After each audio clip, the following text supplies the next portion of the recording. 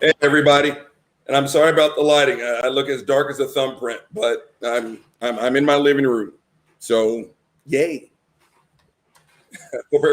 Yes, I am. And I was about to say I've had probably 7 outages. They were mini ones, but you're sitting there watching TV, out, come back, out, come back. So let's pray to a God that Ryan believes in, that the electricity keeps rolling. Ryan, send out a prayer. Let's do this. Unless you say something he doesn't like, and then.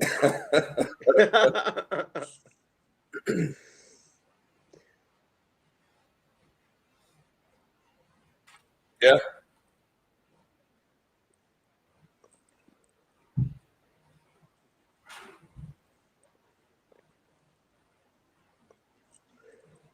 Here I am.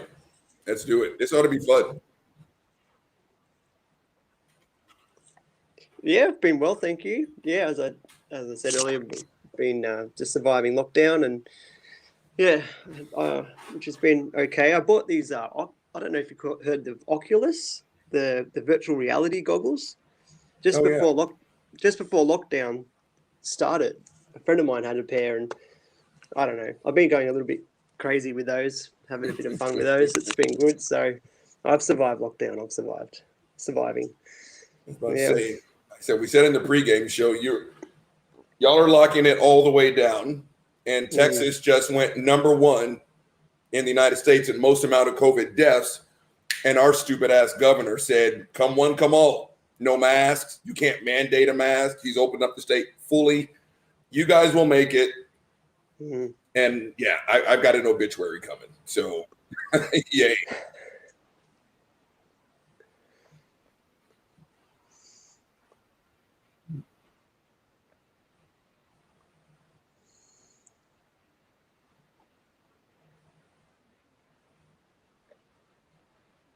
Jesus.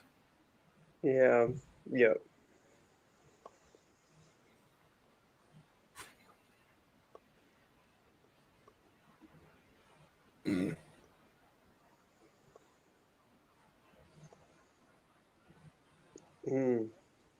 Right.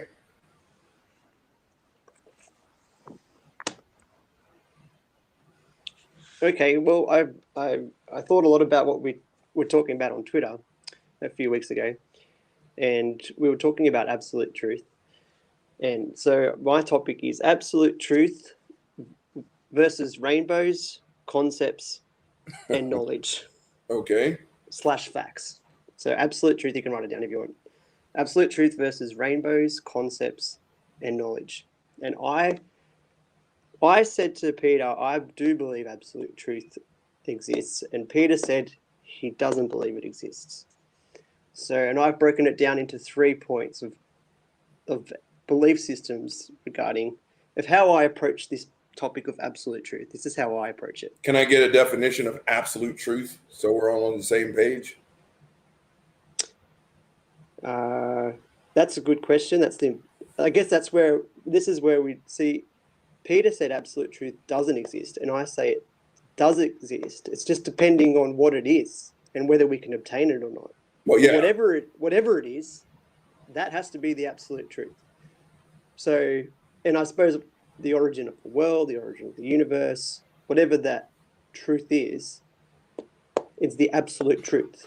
We may not obtain it, but it exists. We just haven't obtained it. Whereas Peter was saying it doesn't exist, and I don't know how he could say it doesn't exist. So do I.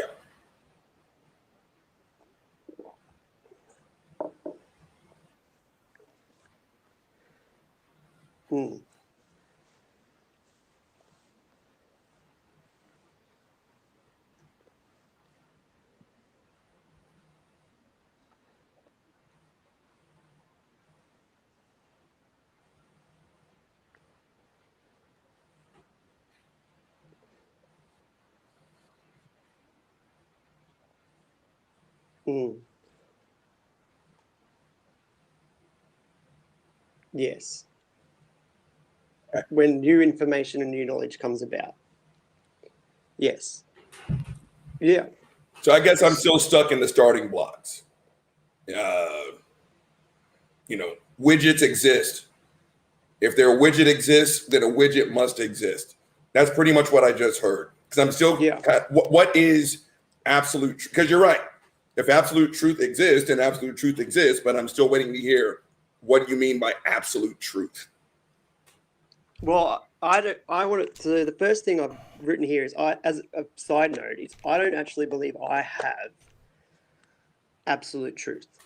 Okay. Now, even though I believe in a God, I don't think I can claim that I have absolute truth. Now, I might go as far to say I believe in a God who has absolute truth. That's, and you would say, well, good for you. Right. And you have a right to say that. But what I would say is absolute truth, and not. So the first thing I've got written down is absolute truth is rainbows, concepts, and knowledge. And knowledge is actually it's a two-way street.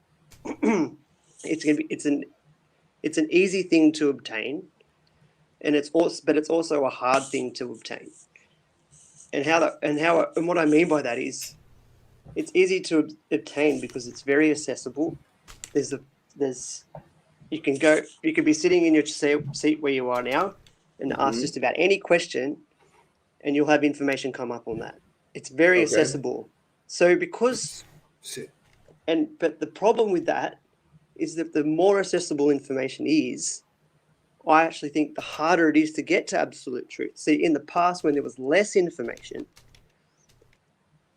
absolute truth seemed to be easier to obtain because there was less knowledge. So people would jump to conclusions a lot easier.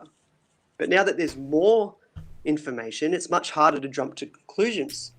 You'd think it'd be the other way around.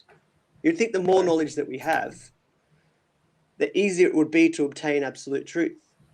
But my experience when I'm trying to answer what is absolute truth, not that I'll ever answer it, but we pursue it, the more knowledge I look at and the more things I observe and open my mind to, the harder it is for me to actually obtain absolute truth, because there's a saturation of information out there. So when I look, and you both agree with me, we're on the same page that we probably won't obtain absolute truth, but there will be some people who do claim to have absolute truth. And I just don't know how they do it. They claim it, but they don't have it. So and I want to say thanks to the people in the chat who pointed out that they couldn't hear me because for some reason OBS keeps resetting my microphone, and I need to check that, and I didn't do that before we went live. So it looks like I have sound now. Go ahead. Yeah. There's so. I don't know where people get this absolute truth from. It is just a claim, and I've never seen anyone back that up. But I'm also having trouble with what you just said, that the more information you get, the harder it is to pin things down. And yes, if you get more evidence pointing towards one specific thing, then how would that be harder for you than when you have less evidence and you might have different propositions for one specific explanation? The more evidence comes in, the more it will point to the correct explanation. That's what I would think. Yeah, I mean, evidence and facts can be open to interpretation to a degree. And that's why even when you have the same facts and the same evidence, people can come to two different conclusions. It's not always as simple as, it isn't always black and white, as you had said, Peter, when we were on Twitter. Even if you have the evidence in front of you, the evidence isn't the truth itself. It may point to the truth that you want the evidence to point to, but you can't make that jump and that leap until you have all the evidence. You need all the evidence. And that's where I think people are going wrong, because it isn't, science isn't about what you want it to be. if you have evidence, you need to follow the evidence to where it leads you. And that is and when people come to me and say, well, we've both got the same facts and we've got different interpretations, no, we don't, because we've got one scientific method, and that one scientific method is the same for all of us. And what I've seen especially creationists do is they have on their websites, they will have a disclaimer. Everything that goes against the Bible, they will automatically discard as evidence for anything. That is on Answers in Genesis. I think ICR, the Institute for Creation Research. But the ID people have something similar as well. And so that is not doing science. That is just being dishonest. The scientific method. Well, I do the same. Sorry. Yeah, the scientific method, if correctly applied, it still can give you inconclusive answers, but it will give you the best answer possible. True. Yeah. Yep. Yep. I guess I'm still stuck on like absolute truth. So, like I said, I think I got the mirror image here. Can you see over one of my shoulders? There's a picture of me in a jersey number 40. Can you see that behind me? Yep. I can't see, Robert. Okay, Peter can see it. Yeah. So how about this? There's a blanket behind me with a whole bunch of family pictures. Can we all agree that I'm sitting in front of a blanket with a whole bunch of family pictures?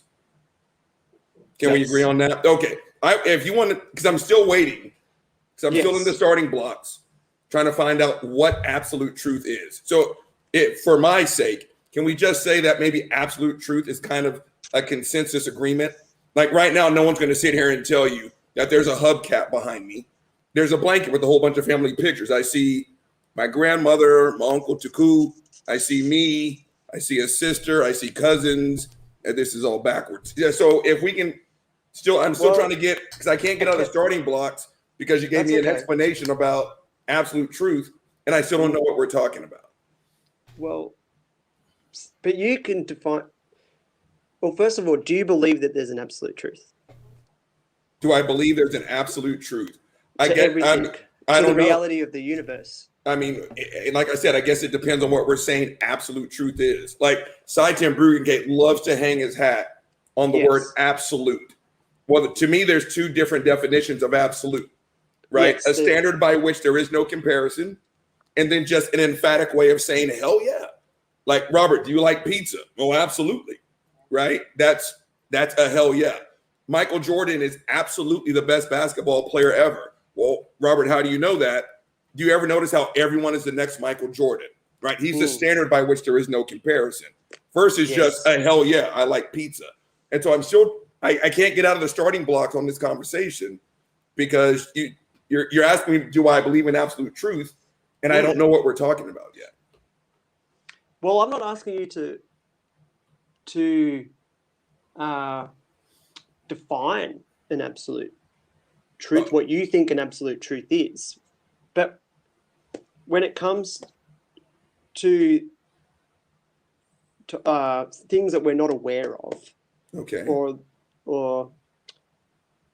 like the origin of the universe, which is the topic we've kind of been floating around. Right. Whether we can obtain all the knowledge, and there's atheists who I've listened to, and they would say we may never obtain all the knowledge that we need to fully explain how the universe was made, and that's an honest. And I understand that, and I don't discredit their work and their efforts to explain that the universe has spontaneously appeared.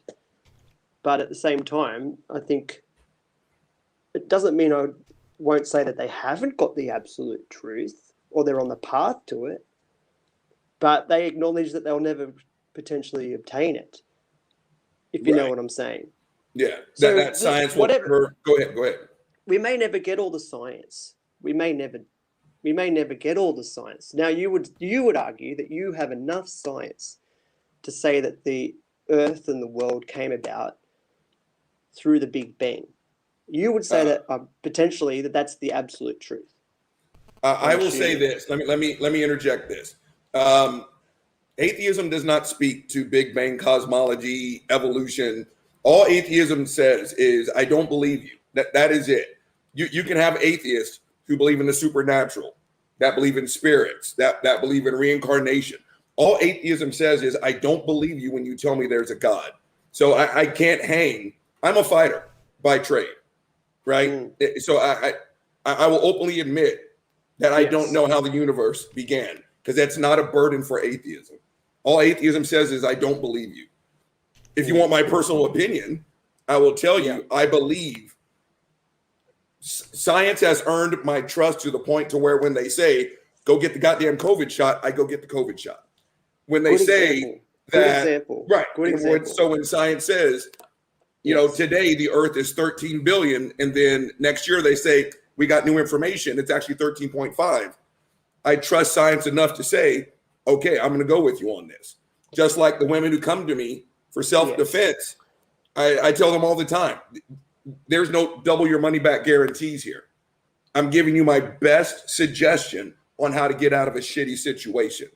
And the ladies trust me enough to get me to allow me to do my job. You see what I'm saying? So if you want to know, do I trust the science? My answer is yeah, I trust the science because they've earned it. But the trust is spot on. See, trust is similar. Is a similar concept to faith. Nope. If you're going to use trust, it depends on which faith you're talking about. No. Go ahead. This is one of my pet peeves. So when we're talking about faith, that word has baggage. So that's why I don't use it, and why I call myself an epistivist, someone who rejects faith as the most dishonest position to take on any given subject. Because faith doesn't require evidence, but trust does require. Trust is based on evidence. And so that's where I always, in a conversation when people say, well, that it's similar. No, it's not. And this is what we need to point out. There is a definition for faith that is exactly the same one as we have for trust. Yeah. But because in a conversation with a believer like yourself, the word faith has baggage, has connotations, and that's why I want to make sure that we're talking about two different things when we're addressing faith. If I use the word faith, I will only use it in the definition of religious faith, which is trust without evidence, if that makes any sense. Right. Okay. Yeah. That makes sense. You can split those two words apart, and you can split those definitions. That's fine. Right. Yeah. But I think that I haven't seen you do it, so I want to point that out. But this is a thing that comes up when I talk to religious people all the time. They will say, "Well, you have faith in your wife or in your girlfriend or whatever." No, we don't have faith. We have trust, and that is based on evidence. That is based on interaction. You can actually see if you have faith that someone loves you. Yeah. You will be shown the evidence that they actually love you, and that is different from blind faith. And that's fine, but it's a definition. So if you see faith and trust, you've defined it differently, and I respect that, and I understand why you've done it, and that, and it's so okay. I would define faith as in your actions according to your beliefs. So if you 100% believe in science, then you would act accordingly. And Robert gave a great example, because I trust science for the most part. I trust science. I don't necessarily trust my understanding and interpretation of science. I would trust other people's interpretation of science more than I would trust mine, because I'm not Yeah. But that requires trust, which I had called faith, but I didn't realize that you had separated those two words. But I can still use the word faith in the context of any subject. Because, for example, if I say I 100% believe in science, and then they say you need to have the COVID test, and I say, oh, a COVID vaccination, and I say, oh no, sorry. Well, then are you really? Your action doesn't back your belief. So then you have to ask, well, do you really believe 100% in science? But I would say, so when you put the word belief in there, to me, that's loaded as well. It's like when Ray Comfort will say, Of course well, it's do you loaded. believe? Of course it's Well, no, loaded. well, it's like, do you believe in evolution? Evolution isn't a belief. Evolution is sitting there whether you believe in it or not, right? So it's like, do you believe So in you science? believe evolution is an absolute fact, an absolute truth. You've just said that Hold on. evolution is an Okay, absolute if we're going to do this, truth. I trust that the evidence shows that evolution is Yes. a robust scientific theory. Now, if someone can prove it to be otherwise, I will sit here and I will tell you, okay, then there it is. Let's roll with that. So it just, I'm with Peter. When someone with a religious faith throws the word faith in there, it's loaded, just like the word belief. So when you say, do I believe in science? To me, that's loaded. Again, I accept the science. Like I said, I accept that COVID-19 is a motherfucker. I accept when they say, Robert, carry your monkey ass to the Walgreens and get a shot. I wash your hands, stay away from crowds, wear a mask. I trust that.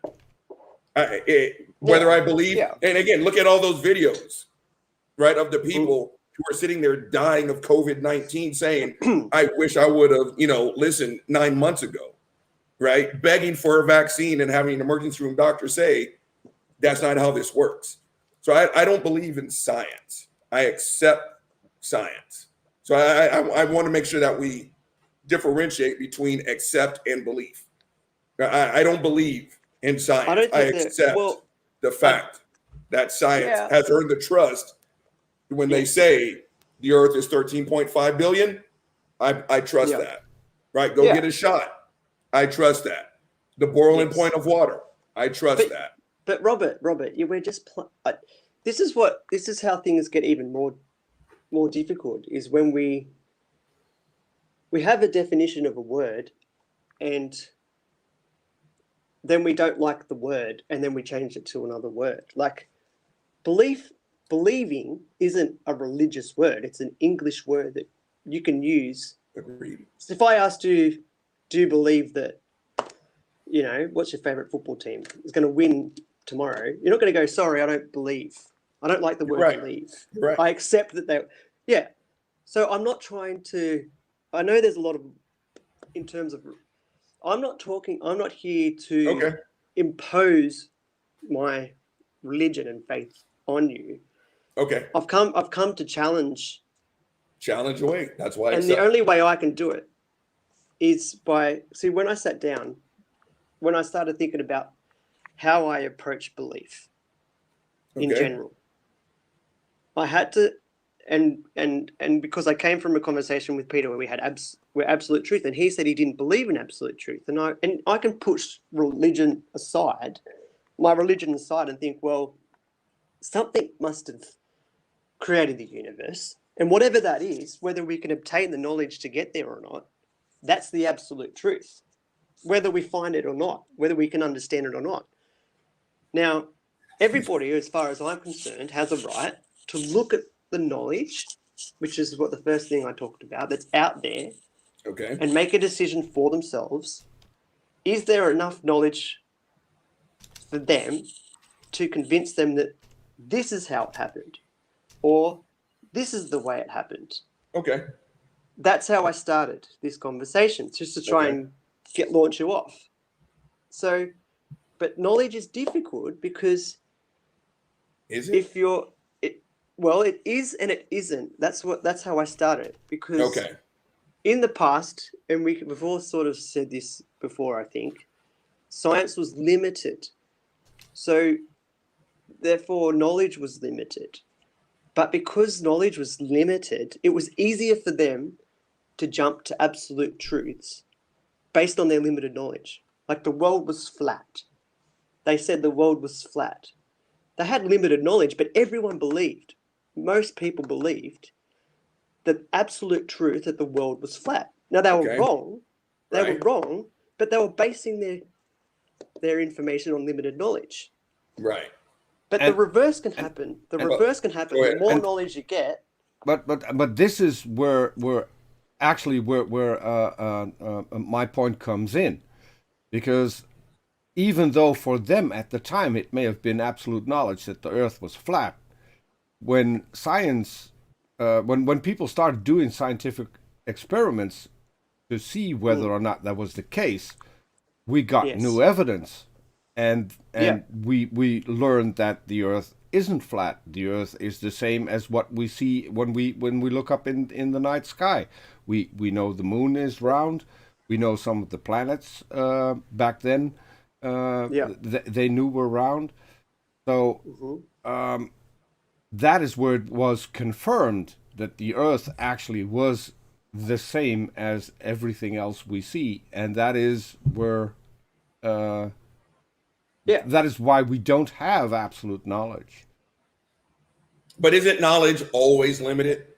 Like we don't know. We know more today than we did when I was born almost 50 years ago. Yep. Now, when they pump my monkey ass full of formaldehyde and put me under the ground, we're going to know more knowledge then, right? And when the generation after me dies, we're going to. So look, if you're going to put it like that, knowledge is always limited.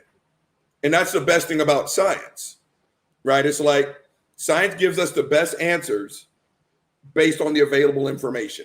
Like I said, it was once 12 billion, then it turned into 12.5, then it turned into 13, and now we're like 13.5 and some change. We change as information becomes available. So if we're just going to say that knowledge is limited, now I 100% agree with you, because we're always looking. I know more now as a 7th degree black belt as when I did when I was a 1st degree.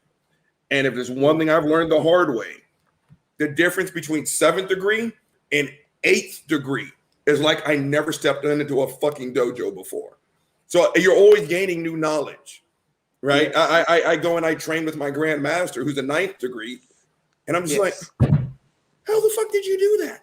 Right? It's just like, and I usually, again, it's a hard lesson to learn, but then you realize, oh shit, right? There's always something new out there. So no matter how smart you are, you're dumb at something, right? So I mean, if we're going to say that knowledge is limited, you'll get no argument out of me on that one. Knowledge this is a good segue. Limited. Oh, then go ahead. Good this segue. Is your show. This is your show. Okay, so I had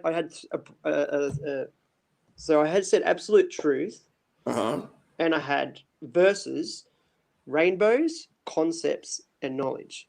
Rainbow. Now, knowledge, when we have, we'll get there. Okay, I'll follow. Yeah. So this is just my breakdown of how I approach, in the 3 weeks, how I think my mind works. Okay. When I approach the topic of absolute truth, fully aware that I won't or can't or have absolute truth. But I still got to approach the topic because it's interesting. Mm-hmm. But concept, I would say, is when we build an idea with the limited knowledge that we have. Now, it doesn't mean that the concept's wrong, but we acknowledge that we only have a limited amount of knowledge, and then the rest of what we believe is just a concept. So you have to make a decision. If you're going to assess your truth accurately, you're going to sit down. You might write down what's the knowledge that you absolutely know, the absolute facts, and then you have to write down next to that what is actually a what concept. What you're describing is what we know in science as a hypothesis. It is an idea of an explanation for a certain thing, and that is based on limited knowledge. What you then do is try and find more evidence to confirm your hypothesis, And if Yes. that is the case, you can put it up to peer review, where other people will try and uh, disprove Yeah. your findings. If that doesn't work, your hypothesis becomes a theory, which Yes. is the higher level in science. And a theory is an actual explanation of a certain phenomenon we see in nature. So yes, you So start off with a basic idea of how you think it works, but yes. you can't claim that it actually does until you get the confirmation through getting more evidence, doing experiments, doing more observations, whatever. And that is what will get you further. And then obviously people have to check your findings to see whether or not they're correct. Well, some concepts you can put into practice, and you can verify it with action. So flying, for example, a long time ago they might not have believed that flying was ever a possibility for humans, that to fly, around the world. It would have been a rainbow idea. It would have been an impossible idea. And then someone conceptualized that it might be able to happen, and then someone found the knowledge to be able to do it. But I reckon that the first person who would have started the thought that we could fly probably would have been extremely ridiculed. They would have said to them, "You believe in rainbow. That's a stupid, stupid idea. How can you believe that? That's a rain." I picked rainbow specifically for a reason. I know it's not the best title, but anyway, it's I'm because the trying to idea of, well, some people's ideas are so silly, and we ridicule them, and we think we call it like you believe in like a rainbow, or like that's why I've titled it that way. But at some point, if the rainbow might be silly, your belief in a rainbow, whatever, but it could also be absolute truth. If you go from there and then go to a concept and build on the concept on the limited knowledge, and then now we can fly. But at some point, someone would have had to explore it. Here's where I get confused when you say you can believe in a rainbow. You don't have to believe in a rainbow. You can actually see them, and we know. No, but I'm talking about it as an idea, not as like the reality of the rainbow. Yeah, but that's where. Like, that's where this is something that we know how that works, because it's just light refracting in yes, tiny drops of water. So I'm using it as a metaphor. It's a metaphor. I'm going dark for a moment, guys. Keep going. Okay. Keep going. Oh, well, yeah, we'll keep going. Now I'm a thumbprint. All right, thumbprint. Keep going. All right, yay. Yeah, lights back on. All right. So I have knowledge that I have light now. Rainbows. Okay. We can actually see you again. So all right. That's. I had to plug in my computer. Yeah, but that's as I was saying. So that's where I get confused. If you're using a rainbow as an analogy, which is a confirmed scientific fact, which is we know pretty much. No, as a metaphor. But let me put it to you this way. So I'm trying to bring you an entire idea. Like my spelling's terrible. But all right. We got some notes. I've got absolute truth, and I've got rainbow versus rainbows, concepts, and what was the last one? Knowledge and facts. Okay. Now I'm trying to construct a thought pattern for myself of what happens when I approach absolute truth in my own mind. I'm going to have concepts that I know, that you would and I and most people know. We know the world's round. We know that it rotates around the sun. Mm-hmm. But arguably, we only know that because people have done the hard work and they tell us that. It's not like we've gone out and explored that ourselves.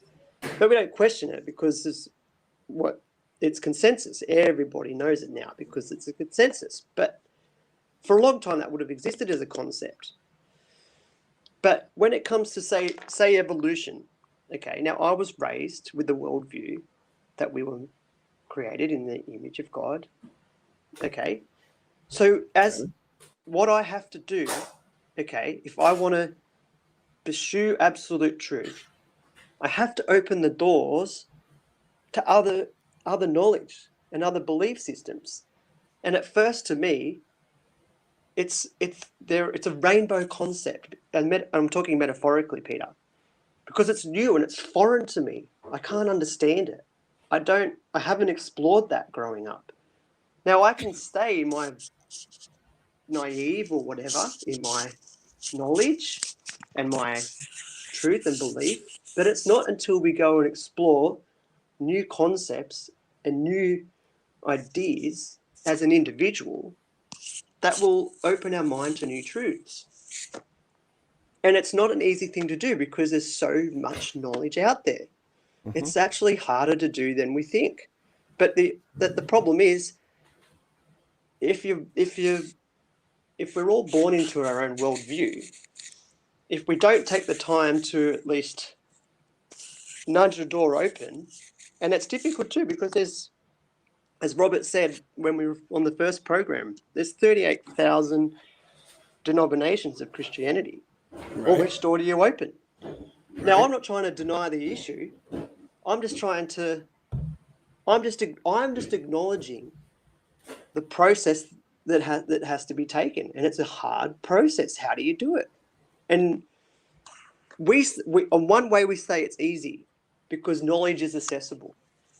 But there's a reason why there's 38,000 doors, and that's because there's a saturation of knowledge. There's so much knowledge, it just opens more doors and opens more concepts and more ideas, and it can make absolute truth harder to obtain because it's so much more information. It creates more doors. It depends. Do you get where I'm coming from? Yeah, but it depends on how you're going to use this. So in your example, it does. In your example, let's say Christianity. Yeah.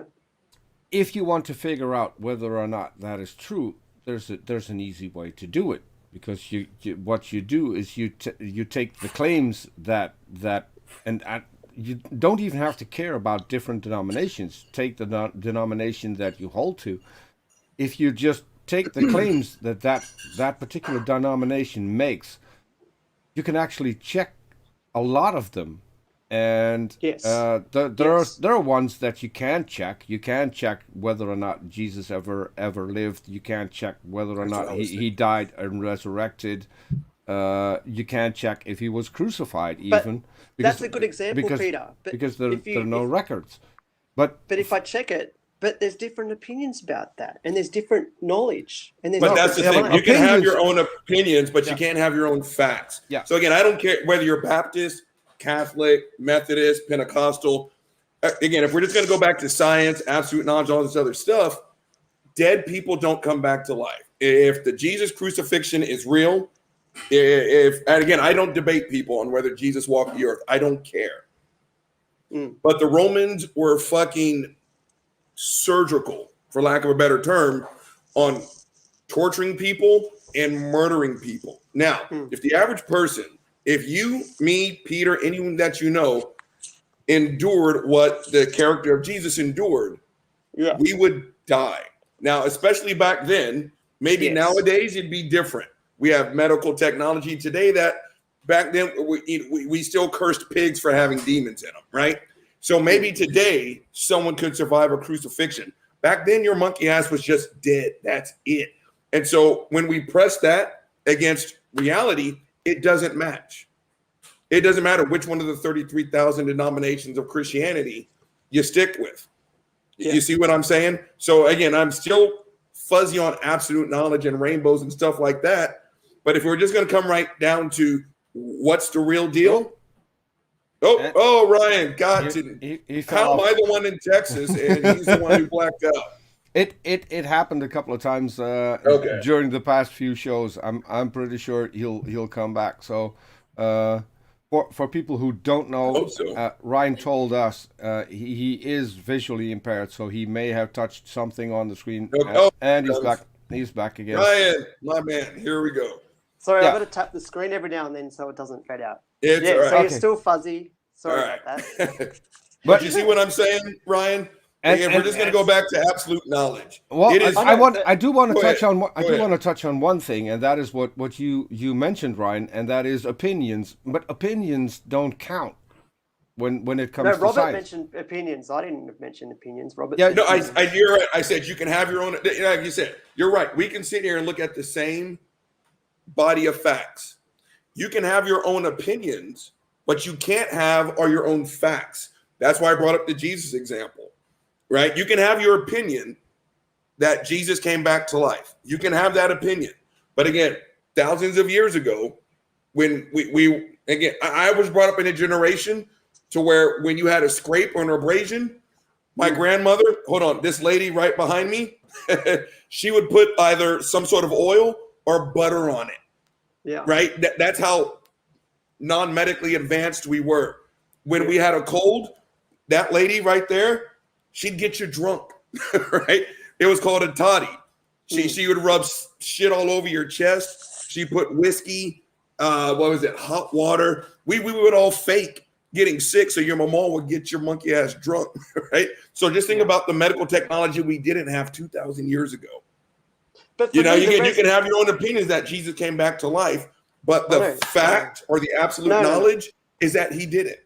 But this is the big thing, Robert. The big question for me, okay, is with Jesus rising again.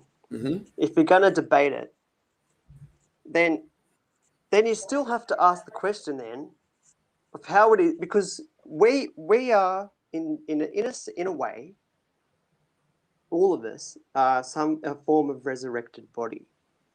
We've come, whether you believe it via evolution or not, we're here as a living life force.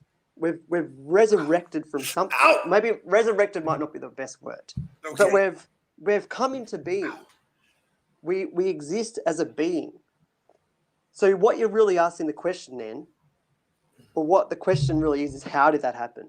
Now, how did we come into life? I have trouble. My dad had sex with my mom 48 years ago. I have trouble. That's how I'm sitting here. Yeah, as gruesome as a thought as it is, that's a biological fact. If you want to know how I came to be, my dad porked my mom. I try not to think about it. I do have to interject. I do have to interject. It's actually a really hard thing to obtain.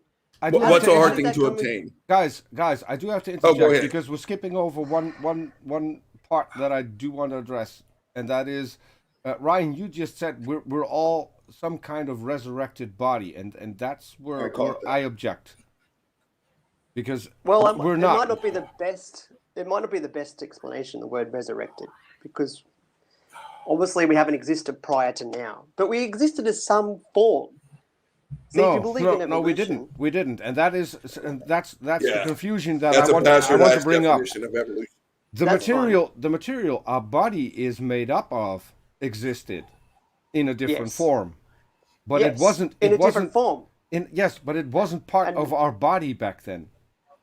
No, it wasn't. But now it is. Yeah, but that is how nature works. I mean, you eat, and then your body starts growing from the moment of conception. You get that's a good example. You eat. Yes. So you take a life. So it was an animal that's died. You cook it, you eat it, and it gives you life. So it's almost like it doesn't give you life. It's a great example. It does give you life. If you don't eat, you don't have life. No, it doesn't give you life. What gives you life then? Chemistry. Chemistry. All life is chemicals. All life is a chemical process. What we consider to be alive is a self-replicating molecule, which is called DNA. And there are a lot of more, and I'm not qualified to talk about that topic at all. So I'm probably going to get most of it wrong. So it's a concept for you. But that is a concept for you then. It's not a concept. It's not a concept. It is a concept. What's no, a concept? It isn't. Hold on. DNA is not a concept. DNA is a molecule that we can actually investigate. So it's not a concept. The fact that DNA is a self-replicating molecule is also not a concept. It's an observed fact, not a concept. It's beyond the concept. We've confirmed it. So it's self-replicating. It's self-replicating. It's self-replicating, yes. Yeah. So how did it then go from one form to another form? How does that happen? Because during the replications you get errors in the duplication. Yeah. And Explain that to me. well, some errors may end up in giving different body parts different functions. Like, for instance, in humans, the appendix. The appendix used to have a function in our digestive system. It no longer has. Over time, through errors in the duplication of DNA, it got a different function. There are still But most mutations are either neutral Yes. or have a dysfunction. They don't have a functional property. Not or. Most errors are neutral. Some are detrimental and some are beneficial. We don't see many beneficial mutations happening at the moment. Yeah, what? What? I'm so confused. It's not. There's not like there's. Well, I can name you a couple. I can name you a couple. In South Africa, there's a population that is now immune to AIDS because of a mutation. In Italy. And how does that work? In Italy. How does that work? How does that work? How was it that they weren't immune and now that they are? How are they now immune? As I said, through mutations in their DNA. The DNA, the AIDS virus can no longer get hold in their body. That is due to mutations of DNA. There's a family in Italy that is no longer prone to heart attacks because of mutation. They have something that controls their cholesterol and keeps it at a safer level. So that family doesn't get heart attacks anymore. There's a family in Germany and there's a family in the US who have developed stronger bones, which is a mutation. Those all of those are beneficial, and all of those we have seen come into being in real time, investigated by science in our lifetime, and those are only a few. So you can't say there are no beneficial mutations because we know there are. Yep. There's also an experiment, it turned out to be an experiment. So in Italy, they had an island, and certain lizards weren't native to that island. People brought them there, but the food they relied on wasn't present on the island. So what happened over a couple of generations, just a couple of generations, I think a few decades, the lizards went from being meat eaters to plant eaters, got an entirely different digestive system. All of that is brought forth by mutations in DNA. But this is a topic that we went over during the last show. I don't think we should spend an awful lot of time on that, because if you have more questions about that, I'll be more than happy to get Jackson back in and do a second show on evolution, because he's a lot better qualified than I am to talk about the topic. And yes, because he's got. Well, we'll bring it back to what I'm really ultimately trying to say. Well, I do have a question that I wanted to throw in from Professor Flynn, because I said if people have questions, they can ask them, and I'll try to get them in. Professor Flynn asked a question for Ryan. Please explain the distinction between trust in science and faith in God. Not what you believe, but what the actual difference is. Robert has been explaining. Have you listened? So that was a question that came up quite a while ago, but I did. So the difference between trust in science and faith in God. In God. So so he doesn't know what the difference is between those two. No.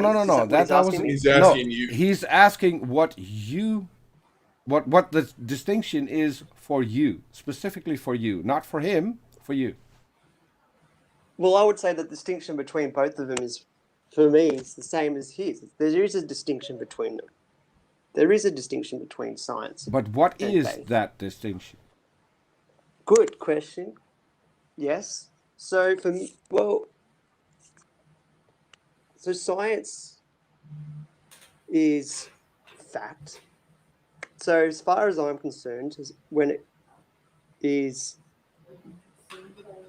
I approach faith and religion, I personally, and if you talk to me on Twitter, I do keep science and faith separate, and I'm very honest about that.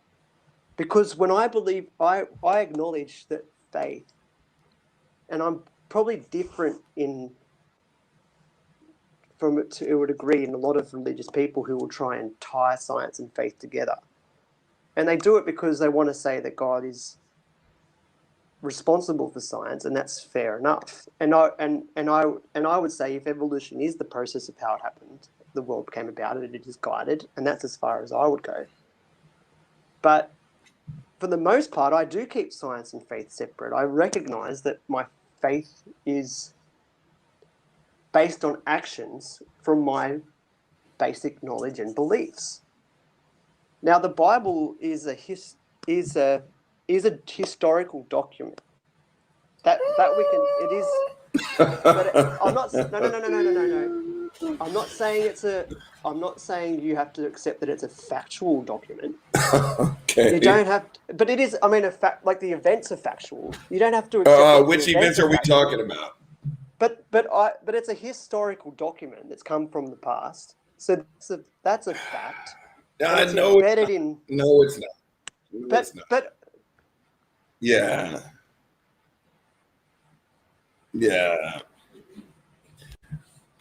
Like the whole Jesus, the Joseph, Mary, and Jesus thing. There was no census to confirm that. Okay. It's at best. Yeah, I'm trying to be nice. Yeah. Yeah.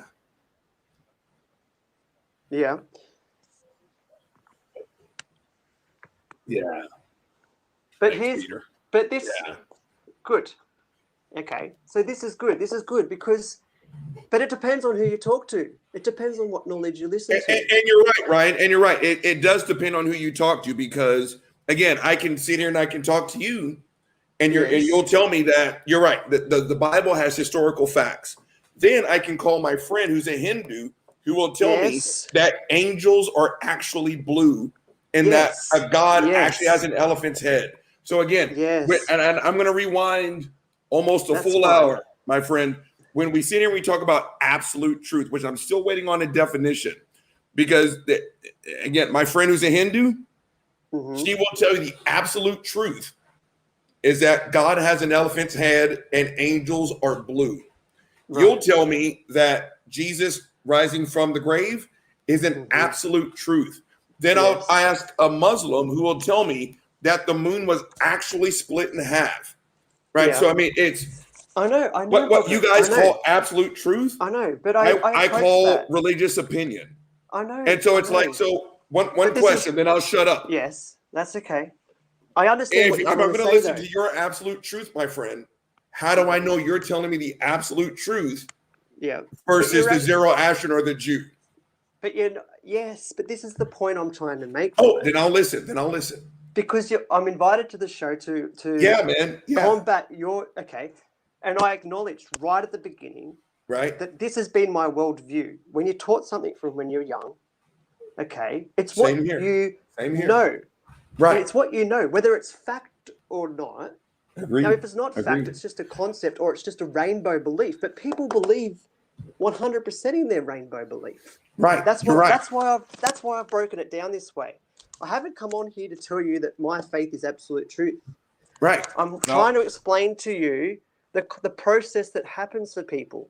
Mm-hmm. Whether you like it or not, it's a process that happens to all of us. Let me ask you a question. I agree with Ryan. Let me ask you a question, Ryan. I use myself as an example. When I started to explore the idea of evolution, which I did when I was a teenager because my friend believed in it, and when he first thought I believed in Adam and Eve and all this, he laughed, and I and I can see. And at first, I didn't think it was very funny because, as far as I'm concerned, was humans come from humans.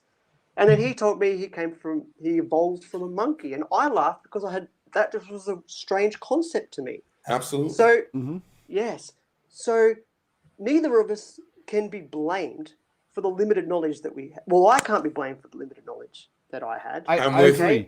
I'm 100% with you. Yes, so this is how I'm approaching it. So I have to, if I want to believe in something else outside of the knowledge that I know, even if it's a concept at first, okay, I have to open the door to that concept. Right.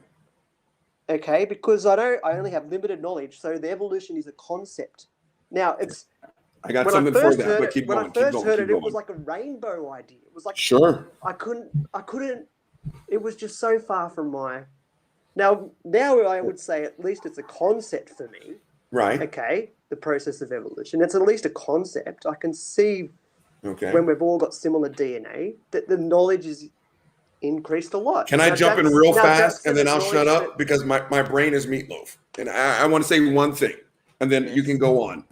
Yeah. Dude, I love the track that you're on. I do. Because again, I think I said this the last time.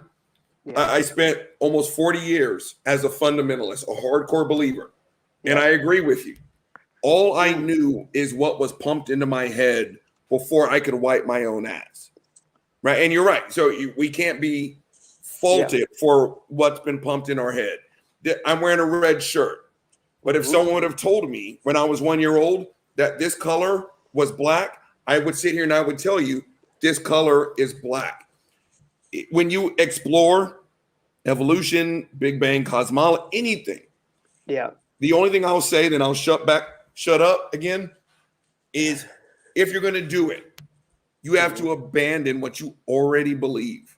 Because I still have conversations with Christians. Yes. And they're like, well, why don't you, well, what about Hinduism? And they'll tell me, well, Jesus Christ came down, blah, blah, blah, blah. I was like, then you can't have an honest discussion or discovery.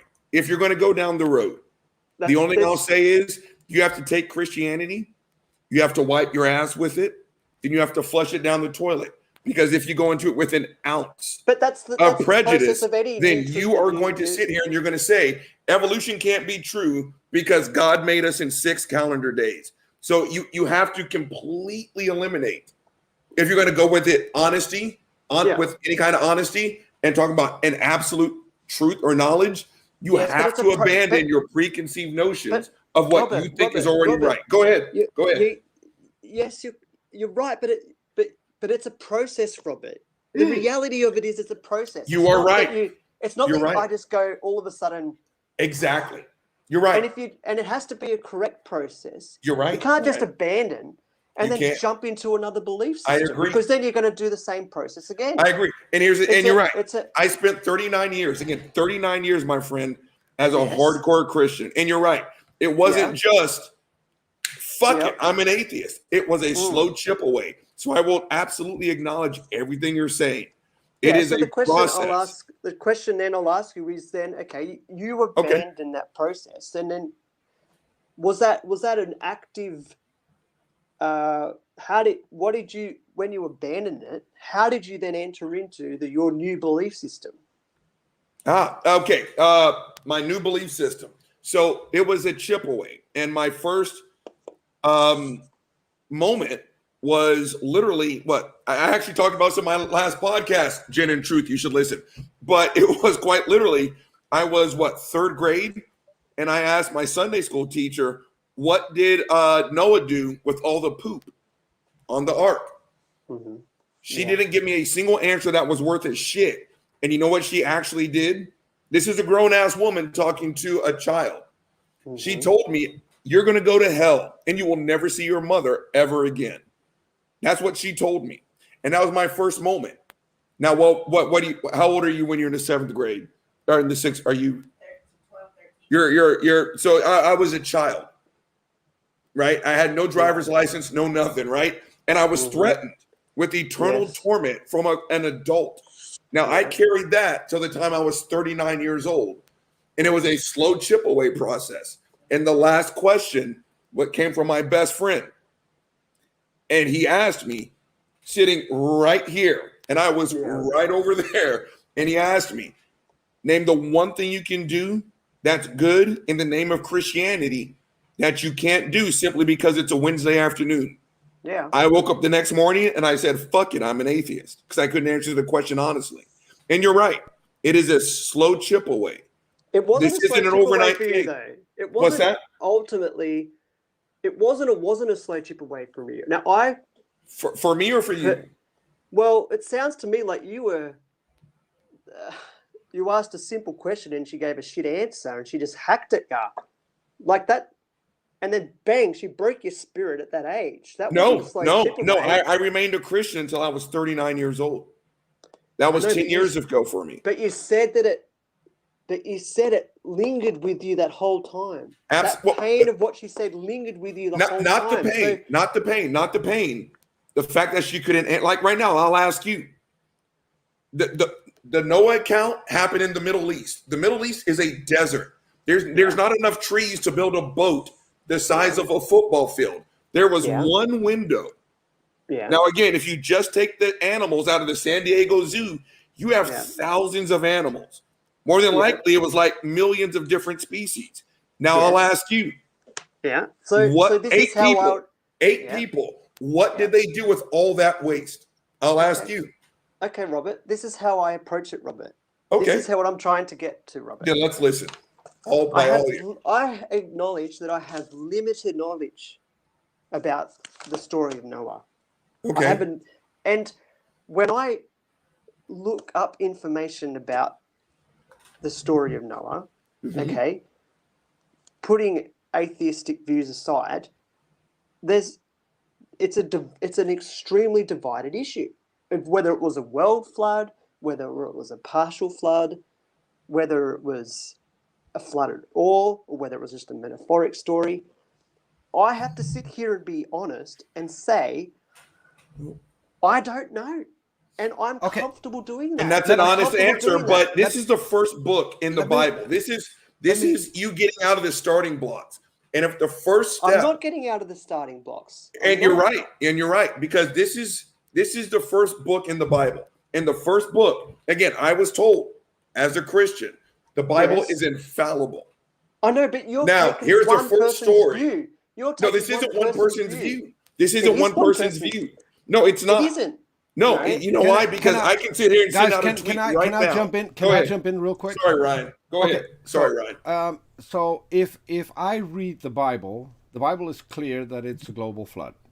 There's no two ways about it. That is how the Bible describes it. It is a worldwide flood.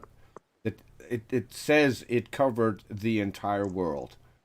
Now, if we only take the story from the Bible and just some reasonable thinking, so we have no clue how many animals were on board of that particular boat. Yes, but some people will try and answer that question. Okay, but let's think rationally here. So Noah had a limited amount of animals on that particular boat. He had, as far as I know, he had seven sheep. The moment they get off the boat, there's nothing to eat outside because there's no flora, no fauna, nothing. Only what was on that particular boat. But Noah and the 8 people that were on the boat, they needed to eat. At that point, God said, from now on you can eat meat. So they started eating the animals that were on the boat. Mm-hmm. How long do you think it would have taken them to eat all the 7 sheep between 8 people? That wouldn't allow for enough time for there to be more sheep. So the sheep are already off the table, yet we still have sheep. Yeah. So you could argue that the story of Noah is just a metaphoric story. It is. It's impossible. It is. Sure. It is impossible because. Okay. I've only mentioned this, but all those animals come off the boat, most of which are herbivores. there's nothing to eat for them.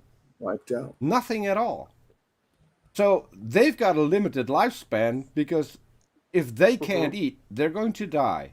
And they're going to be eaten because not only did Noah have to eat meat, but now the animals, according to the Bible, could eat meat as well. So you got lions, tigers, bears, all of them who ate meat and started ripping into all of the animals that came off the boat.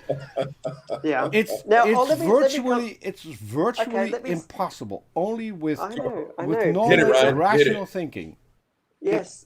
Let me say this. Now, I said earlier on that I met my friend and I believed that Adam and Eve, and he believed in evolution and common ancestor. Now, when I was 25, I went and had I did 1 year of like a little bit more of formal religious education. Okay, it was basic, but their teachers were from a proper like institute, and they taught that Adam and Eve was a metaphoric story, and ever since then I've believed it as a metaphoric story. I don't take it as a literal story. Now I debate religious people on that to a degree, that it's just a metaphoric story. I don't take it literally. And that's what has opened the door to me with this idea of evolution and how it might work and how it's a process. Because then, well, how then did we all come about? Now, I'm not ready, in my personal opinion, to remove the concept and idea of God, but I can acknowledge that it took longer than 7 days, and I can acknowledge, from my belief system, that. And it was a good question that the other fellow that you read out asked, like, how do I differentiate between trust and faith, in trust in science and faith in, and trust in science it's what you see is what you get. So in many ways, it is easy, except for the point that I made at the beginning, is that it still can be tricky, right? Because but faith, I recognize that faith is ridiculously hard. Now you can say it's impossible. Oh, shit. That's fine, but some of us still have this faith, whether you think it's fake or a rainbow or not. We choose to hold on to it, whether it's because it just gives us hope, whether it's because it's a crutch, whatever. Can I jump in on this? I got some questions. Yeah, I really want to jump into this because I've come across people who said something similar to you, but slightly different. When you are taught this from a very young age, it's not only faith, it's not only your only knowledge, it's not only what you believe, but it's also part of your identity, and that is what makes it hard to at a later age come to the realization that some of the things that you were told couldn't have happened, aren't true. That is going to mess with your identity, and that is the hard part. That is the hard part. Yeah. And then, and I'm not even getting fully acknowledge that. And I'm not even getting to the heaven and hell concept, because I think I don't go there either. That is absolute child abuse. If you at a young age confront your children with the fact you're either going to be good and go to heaven, or you're going to be bad and you're going to burn for eternity. I've met and the one person who was struggling with this the most was an Australian like you. I've lost touch with him on Twitter because of my account getting suspended. This guy talked to me a lot and said this is the only concept that to this day gives me sleepless nights. I'm an atheist, but I still struggle with hell. This is so ingrained in me from an early age. I'm really afraid. What if I'm wrong? What if I actually go there and get tortured for eternity? So I acknowledge full well that the whole religion thing, it's not just an idea. It's not just what you know. If you're brought up within religion, it is part of your identity. That is what makes it so hard to step away from. I mean, I also Yeah. hold Go on, ahead. hold on. I also Go ahead, I go also ahead. want to say one thing, and I think that is important. This is the third time you've been on our show. I can say that I've got, and I'll be an atheist right now. I've got enough evidence from those conversations to conclude that you're 100% sincere. You're not here to bullshit Ryan's us. a good guy. You're Ryan's not a good here guy. to lie to I us. stand by that. Yeah. yeah. But Well, it was- I I can had to see think- I can see those Yeah. struggles for you when Yeah. you're confronted with a new concept. And the only thing Of that course. the only thing I can tell you is Because they're not easy concepts. they're not. But They're not if I may, because go ahead, Peter, go ahead, they're go ahead. messing with your life as it has been so far. And the No, only no. the only thing that I can say is don't be Yeah. afraid, because it But- isn't as bad as you think to but discover you're- That's right. what we Yeah. know so far. And it will Yeah. definitely mess with your religious beliefs. Everything we know in does. science does. Yeah. Yeah. Yeah, of course. Yeah. Because if I may, Ryan, there's one, you said metaphors about Noah's Ark. So Well, I I've don't asked this know. of other. I've believe asked in this of other boats. Christians. What's I that? believe in, like, as far as the only thing I can say, if I believe in floods, I believe in boats. Oh, shit. So they're not hard I'm- things to believe. New Orleans. I It's believe in just- floods too. So in some part, it's just about whether it was just an isolated incident that happened. There's different teachings about it. I don't know. And you're right. But you said possibly it's a metaphor. So I'm going to ask you this, because I've asked other Christians who have said Noah's Ark, okay, it's scientifically impossible, but it was a metaphor. What was a metaphor? It was a metaphor for what? Because That's a your huge God question. murdered That's a an massive entire question. planet. No, it's not. And that was the other thing I was going to say. When Christians say that these are complicated topics, it's not. Because I know people. Because truth, the No, metaphor. no, no, no. could be It's real fast. Because I know kids that they will be Yeah. punished severely for simply saying the word fat in any context, for saying the word stupid in any context. The God that you believe in, Yeah. metaphorically or not, he murdered an entire planet minus 8 people. So when you say, okay, the ark was a metaphor, It was a metaphor I want to for know, truth. okay, for truth for what? Don't Because- piss off God, or he's going to murder everyone on the planet?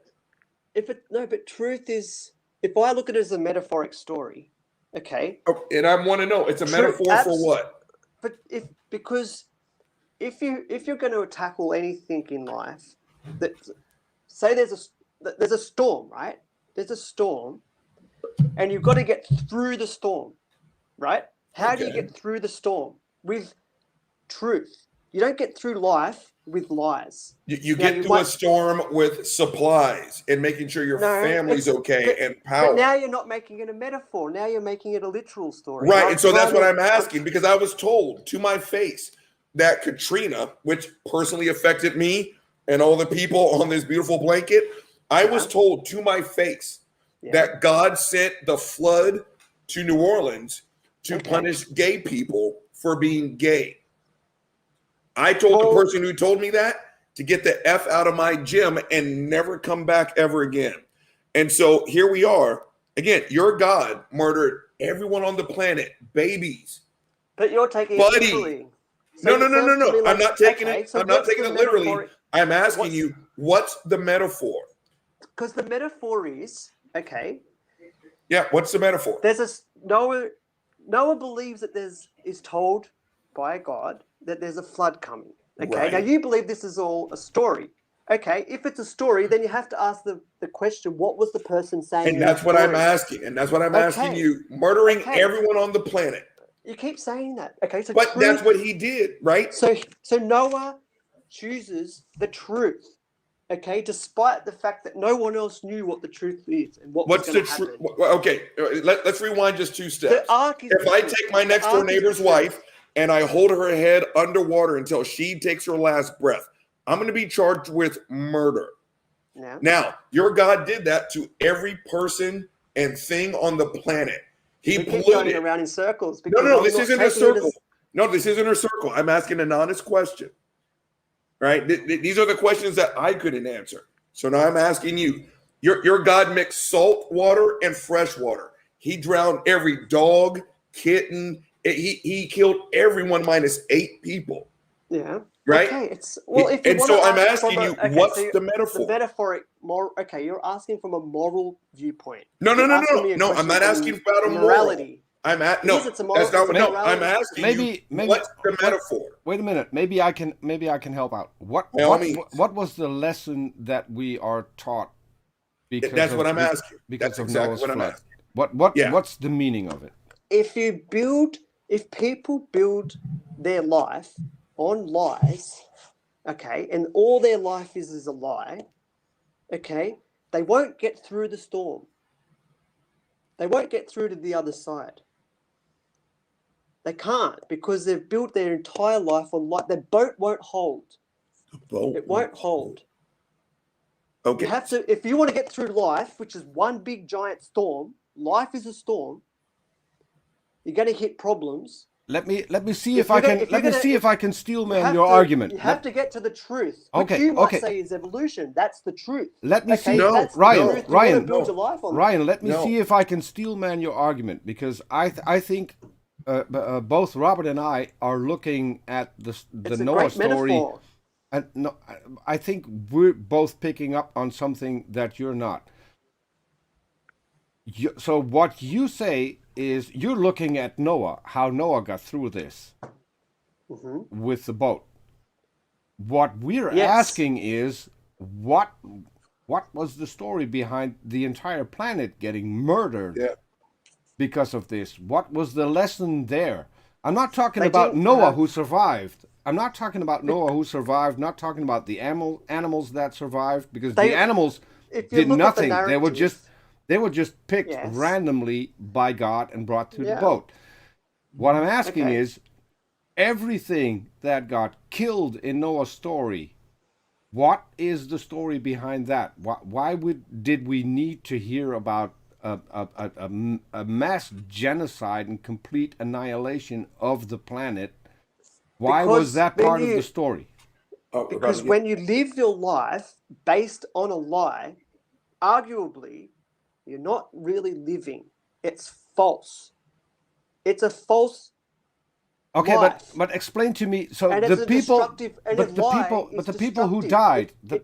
Hold on, the They people were who all died, living, the people who died, metaphorically speaking. all of you those wanna were take it as living a a metaphor. lie.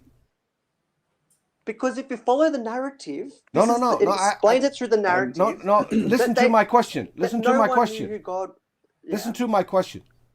Yes. The millions of people who died in Noah's flood, all of them in that particular Yes. story were living a lie, you think?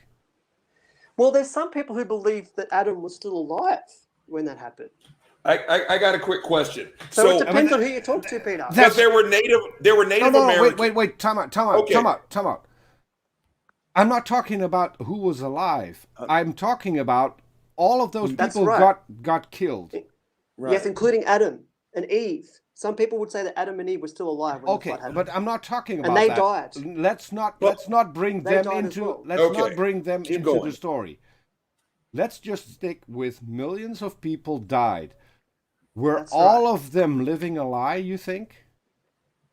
Because millions of people had fallen, if you follow the story, Which I have. had walked away from God. They'd walked away from life himself. Okay. They had walked away. They Okay. don't So know real truth fast. anymore. So And that's what I was saying. Let me say this real fast. So you're saying they walked away from God, and I'm assuming you mean your God. You got to understand. Let's take our Native American brothers and sisters. Mm-hmm. Name one God that our Native brothers and sisters worship, and I'm talking here in the Americas. Name one. I'm aware of that, Robert. But No, I'm not- but you're not, because you're saying I they am walked away aware of from that. no, you're saying they walked away from God, but you're assuming it's your God. So I'm kind of aware of curious, that. what did the Native Americans walk away from that made them worthy of drowning to death? And if that's not the literal story, what's the metaphor? Why did millions of Native Americans drown to death? Because if it's a worldwide flood, that means the natives died too. Texas, Oklahoma, what's now Illinois, they were all drowned to death. And you said they turned their back on God, but you can't name a single Native American God. So it's like, how do you know? That's what we said on our first talk when I asked you to name other gods. And I'm only saying this because this is what I went through. I'm acknowledging my naivety. And I'm acknowledging mine as well. That's why I'm an atheist, right? And these are the answers that I couldn't come up with. Okay, so what's the answer for me, Robert? I'm actually still waiting to hear what the metaphor was for the worldwide flood. You see what I'm saying? But if you're going to ask me that question, then you have to look at the story and ask what the metaphor meant within the story. And that's the thing. And so here's the thing. If you want to get into a Bible, if you want to get into a Bible quoting war, let's do it. Because I've read the Bible 3 times. So which part of the Genesis would you like to talk about? Right? God flooded the world because he messed up. That's the whole story. If we were to take it literally. He said he regretted it. And you're right. And which is contradictory to an all-knowing God. Because an all-knowing God cannot feel regret. Well, maybe. No. It's not maybe. If you are all-knowing, you know that step A will lead to step B, which is regret. I said this in my last podcast, Gin and Truth. If God is all-knowing, hold on. You're contradicting yourself. You're saying maybe God can feel regret. And if that's the case, you have pulled all-knowing out of the equation. No. God knows that if he does A, that B will be the next step, which is regret. Like if I have sex with my ex-wife, it may be great, but I'm going to regret the shit out of it. No, it's your definition of regret.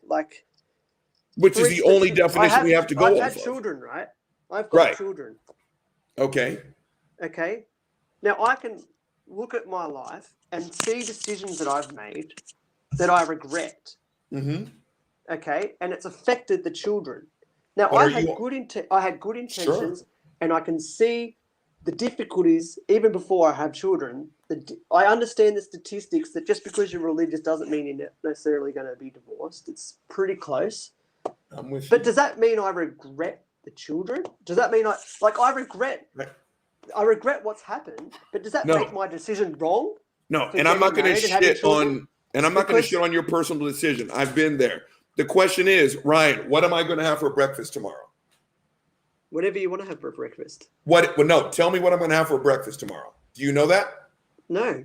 Okay, your all-knowing God apparently does. And he knows what I'm going to have for dinner. He knows when I'm going to die. He knows what's in my head. Hold on. Okay, so again, my point is, you are not all-knowing. Correct. Regret is a human emotion. Right? Your God knows everything. He created a world, and then he had to destroy it. And yes, I know the part where he regrets it. But if you say he regrets it, you pulled all-knowing out of the equation. And I'm still waiting to hear I know people that if their kids say someone is fat in any context, even if they have a BMI of 75, and if you say fat, people will punish their children for that. So I'm curious, what is the metaphor for someone murdering millions of people? And again, you say it's because they turned their back on God, but I asked you to name one Native American God, and you couldn't name a single one. So when you say turn your back on God, that's an ego-based statement because you're assuming that your God is the shit. The Native Americans, but Robert, you're missing everything I'm saying. You're missing everything I'm saying. No, I'm not missing. Yes, you are. I do not think I am. No, hit me. I'm acknowledging that I only have limited knowledge. Exactly, and I'm with you on that, my friend. Okay. And I'm with you. But I'm still asking. So the question I then have for you is then what do I do about it? You know what? That's a great question, and I'm going to answer that. That's the best This question. is what, if I may be so bold, I'm going to go back to what I said about 20 minutes ago, Ryan. If you're going to be honest in your discovery, and again, I like you, man. We're having a great conversation. If you're going to be honest with your discovery, you take Jesus, you take God, the Trinity, Genesis through Revelation, and you put it on a shelf. Do you know who Rob Bell is by any chance? Yeah, I know Rob Bell. Yeah, Rob Bell was a pastor. For those of you who are listening who don't know, he was a pastor who took his belief in Jesus and he shelved it for an entire year. Rob Bell is now an atheist because there's no way that you can honestly explore the natural world and hold on to your Christian prejudice. Because again, I've told you, I've asked people to their face, why isn't this faith real?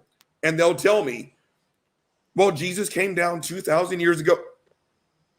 The only way you're going to get an honest answer, Ryan, is if you take your belief in Jesus and put it on a shelf. That's the only way you're going to get to any. And you know what? If you But put your arguably, if you put your belief in Jesus on a shelf, and in 2 years you're like, you know what? Jesus is the man. Then okay. But so far, everything you've said so far, you've hung your hat on God, Jesus, Christianity, and everything else. That's no way to get to honesty. Because again, I'm still asking you to name one Native American God. I don't need to. Why do I? No. You actually do. You actually do. Because if you're going to tell me that, and when I say you, I mean, why? Well, how many gods? Because Christians. How many are there? That's something for you to figure out. If Because millions, what's the point of trying to explore them all? Because when Christians say God is the only way to heaven, if you can't tell me, how about this? Let's go with one of the major religions. Name 2 Hindu gods. But you don't even believe in heaven, so it doesn't matter. No, I don't. It doesn't matter. I'm talking about you, my friend. Can you name 2 Hindu gods? I know. I understand. Can you name 2 of them? I've already said I can't, so it doesn't matter. Okay, so then when you tell me, and when I say you, I mean Christians, when you say Jesus is the only way to blank, if you can't name 2 other gods, then how do you know that your God is the way to get to?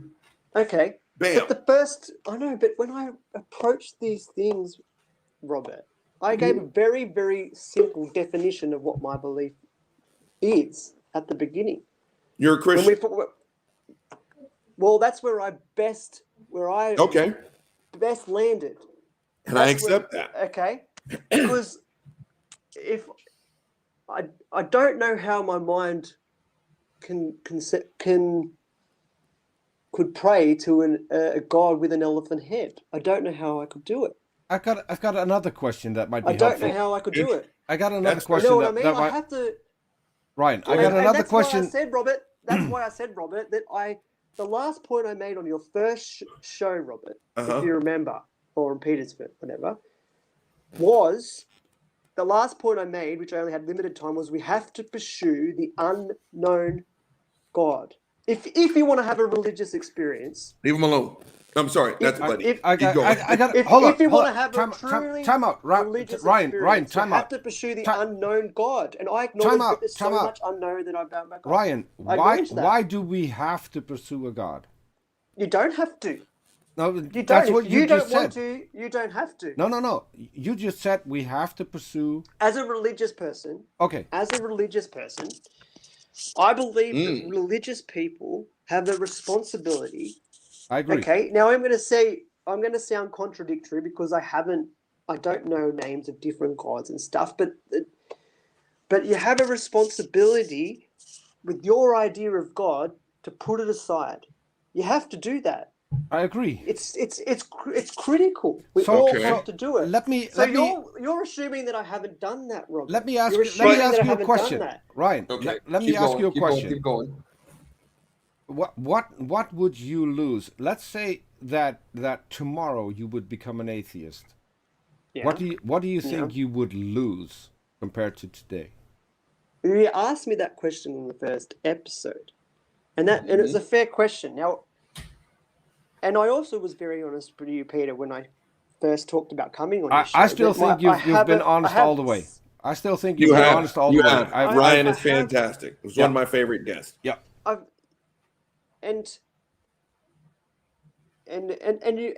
so for me, I do have a basic prayer life, a very, very basic prayer life that I feel peace about, that brings me peace. And I can't just throw that out the window. I can't. It brings me peace. Okay, all the other go ahead. extreme stuff.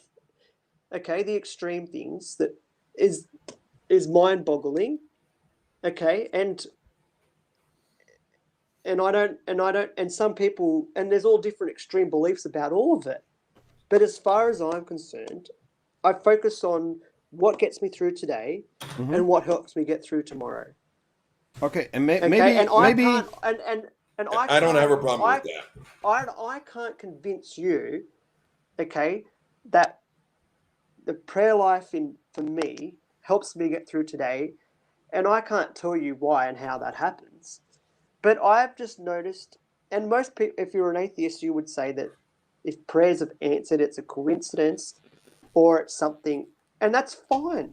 It's fine. But I just feel so much better at peace if I can hand over what's unknown and unpredictable to, even though you're going to go through hardships, knowing that there's someone holding your hand through the process. And and I'm not going to shit. It's And not crazy at all. It's not crazy at all. And I'm not shitting on that. And I said this when we first talked, and I've said this all over the place. If your version of Jesus makes you a better person, I like your Jesus, right?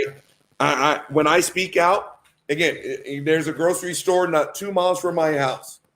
Now, when I go make groceries, there are Sundays, like tomorrow, I bet you, I won't be able to get out of there with having a 10-year-old tell me I'm a sodomite faggot and I'm going to go to hell. Now, again, I can't tell the difference between you and that one because you guys pray to the same God. Ryan, I like it. And if there's a third talk, I will sign up for it in a heartbeat. But when I got some notes here, but when I said you haven't explored other gods, you just haven't. And I had to Google that shit. Wait. Yeah. No, and you should be interested. Like, again, I just saw these people behind me that, right? You know what I just found out 2 months ago? They're not black. That lady, hold on. This shit's all backwards. That beautiful lady used to whip my ass right here. She's a Choctaw Indian. I'm actually Native American. I had no fucking clue. And while you were talking, I had to look it up. Do you know who Michabo is? And I'm sure I'm mispronouncing the shit out of it. You don't. Yeah, and you know why? You haven't explored. Of course I haven't explored. Exactly, but that's what I'm saying. You should. Michabo is the Native American creator of everything. No. It's your version of the Christian God. And again, I'm sure I'm mispronouncing it, but Michabo for the Choctaw, Michabo is responsible for all of this, right? So again, my only thing is, and again, we haven't even defined absolute truth in 90 minutes. My thing is, if you're going to hang your hat on, I'm still waiting. I said, can we just agree that this is a blanket with a whole bunch of Native Americans on it? If you're going to say that Jesus is responsible for blank, or the only way to get to X is through Y, then you need to explore all the different possible avenues. Because the Native Americans, the Choctaws, they still pray to Michabo. But Robert. But if you don't know who Michabo is. But Robert, you're coming back to what I opened up with at the beginning of the show. Which I'm still confused about. Which is to seek absolute truth. This is what I said right at the beginning of the show, Robert. Right. You have knowledge and facts. Now we can say no one has all knowledge and facts. I agree. There are plenty of people who have a lot more knowledge and facts than others. Okay. I'm willing to confess that mine is limited probably to the average person. Now I have to deal with that. I can't just fabricate facts and knowledge. But at the same time, Robert, you're saying to me I need to explore other gods, but there's millions of them. You're right, and you should. And I'm acknowledging. Go ahead. And I have to build off the limited knowledge I have. I have to do that. Now, you're right, it's a process. If I find a new door, or the only way that we're going to ever really explore new knowledge is if we're unsatisfied or discontent with the knowledge that we already have. That's the only way we'll do it. I have Okay? a Otherwise, what I will have a propel us to question. go I have a forward is question to because look at the new knowledge. I want to tie it back to what you said earlier. You said what you get from Christianity is peace. Sure. And so what if I were to say that that is another thing that I consider to be child abuse when talking to people who have grown up in a religion? You were told that there is something outside of you that will handle your problems, that will take care of everything. That person that you trust in may not be real. But But no, no, Peter, hold there's on, hold people on. that No, no, wait. I haven't finished. So what happens when you find out that that particular person that you have put your trust in and that you find yeah, peace in doesn't yeah. exist? I know Okay. that must be scary as hell. So It is Yeah, but scary. It is scary. I'm not in any way, shape, or form uh, yeah. uh, uh, But the first point is to denying that. say it can't. Well, it's you have to acknowledge. Okay. First of all, that not everybody are Christians just because they're born into it. But you People can't. choose I, it as adults. no, you can't Right. choose. You can't choose what you believe. You have to be convinced, and that goes for religion Correct. as well Correct. as for everything in science. You cannot choose. It's completely You have to be impossible for convinced. me to choose to become a Christian now Right. You have to be and convinced of it. start believing in everything that I don't believe in 10 Yeah. seconds ago. That is Yeah. impossible. You have to be convinced of What it. I'm saying is when I asked you what are you going to lose if it turns out that if you were to become an atheist, and you said the peace. Mm. So, but as it stands right now, Okay, let me put it to you this. no, Okay. hold on. Well, You have yeah. no clear evidence. Whoops, and he fell off Oh, I again. got to be more careful. Yeah, He said, that I'm the one sitting here in Texas, and he's the one no, experiencing no. I rolling think blackout. He blacked out again. yeah, Oh, he's here he back. comes. He's back. He's back. Sorry. He's Ryan, back. you're back. No worries. You're back. Sorry. No worries. No Here you problem. are. No Here problem you are. whatsoever.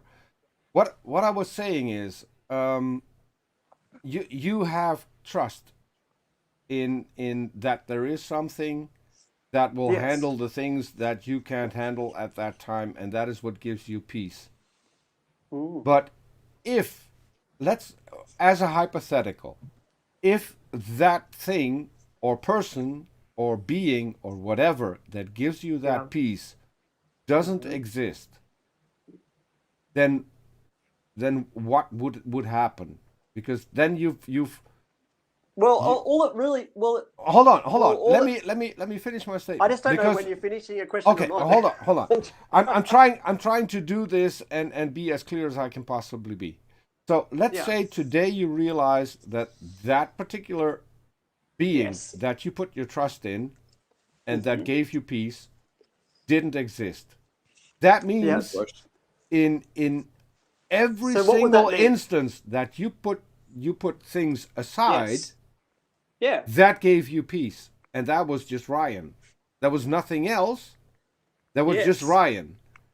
I've For thought about this before. I'm aware of all this. I'm All aware of right. it. mm-hmm. It's a process that you have to go through as a religious person. You're right. I agree. I agree. 100% You have agree. to. It's Right. vital. It's so important. And putting the messy side of stuff aside in the Bible says that you have to ask the question of the sincerity of your prayer. Everybody, even as a Christian believer, you have to question the sincerity of your prayer. Right. It's extremely difficult. Now, as an atheist, you will say, well, of course it's difficult because it's a concept and it's a rainbow belief. You're believing in a fairy tale. It's the one you get all the time, and that's fair enough. But when something is what Peter is, I believe, trying to describe, it's something that's very real to you because it's a seed that's being planted from when you're young. Exactly. I don't. So as I mature- I would so as would I push mature- back. I would push So back as for. I mature into an adult, I have to decide then whether I want to, whether when I'm praying, and prayer is two-way, so I'm even more crazy than you might think, because I not only do I believe that I'm just speaking, I also believe in listening. So it makes me even more crazy. And Can then I I ask have you to a- ask the question, well, am I Go just ahead. listening Go to ahead. myself? Can I ask you a question, Ryan? It's yes. If your next door neighbor came to you and told you their 14-year-old daughter was pregnant and they didn't have sex, what would you say to that? Oh, but Robert, we keep going around in circles. No. with This thing. isn't a circle. This is an It is a honest. circle. It is not. It is not. It is a circle, And if I because- may, and I'm going to assert something, because Yes. again, my man, I spent 39 years in your shoes. That's Yeah. not a circle. That is an honest question. If your next door neighbor said, "My 13-year-old daughter is pregnant, I would but question she's it. never had sex," what would Yes. you say? Would you question it, or would you say that's bullshit? The only way you get pregnant is through sex. But that's exactly what did happen, Robert. No. That's exactly what did happen. No. That is exactly what's been asserted. And No, these no, are no, no, what you call a circle. No. You're misunderstanding what I'm saying. Okay. When Mary went to Joseph, he Yeah. assumed exactly what the response would be. He wanted to divorce her. That's how the story goes. Okay, He I'm not asking assumed- about Joseph. I'm asking about Ryan. If your neighbor came to you and said, "My 13-year-old daughter is pregnant, but she is still a virgin," I'm asking Ryan. I'm not asking about the Bible, because again, I know every word in that stinking Bible. I'm asking Ryan, what would Ryan say if someone told you my virgin daughter is carrying a baby? What would you say? I probably wouldn't take. I would say that she's probably slept with someone. Right. Okay. So this is exactly what I'm saying. If I told you, if I threw this pen on the table, now you can't see it, it just turned into a cobra, what would you tell me? I doubt it. You would doubt it, or would you say you're fucking crazy? I would say you're crazy. Oh, and I'm asking honestly, right? Now, if I told you just what's today? Saturday? Thursday, I was beaten, I was put on a piece of wood, and I'm here today doing a YouTube interview, what would you tell me? Honestly. If you I just that, told you on Thursday night I was tortured and I was beaten to death. I would Okay. say you were crazy. Okay. So Yeah. why do you accept that from a Bible? That is an honest question. That's not me doing circles or word games. Yeah. Everything I just said is in the Bible. I know that, Robert. I just straight away. And you said, "Oh no, we're not going to take it to the Bible." And now you've brought it back to the Bible. No, I'm So asking because you're the mind. Christian. No, You have to wait. make up your minds. I But the am making up problem my is own mind. That's why I'm an this is atheist. So what I'm happens, asking you Robert. a question. This is Everything what that you happens. do you Yes. believe that Jesus rose from the dead? But I'm asking you a question. Some people, exactly what happens is what you'd expect to happen. That's exactly Some not an people- answer to my question. Did Jesus raise from the dead, Ryan? Because now you take those analogies. What happened at the time when Jesus rose from the dead? Most people thought it was crazy. Most Because people it thought is. it was crazy. Yeah. Yeah, it is crazy. Do you Yeah. think he rose from the dead? I believe he rose from the dead. Where is there any And- scientific proof behind that?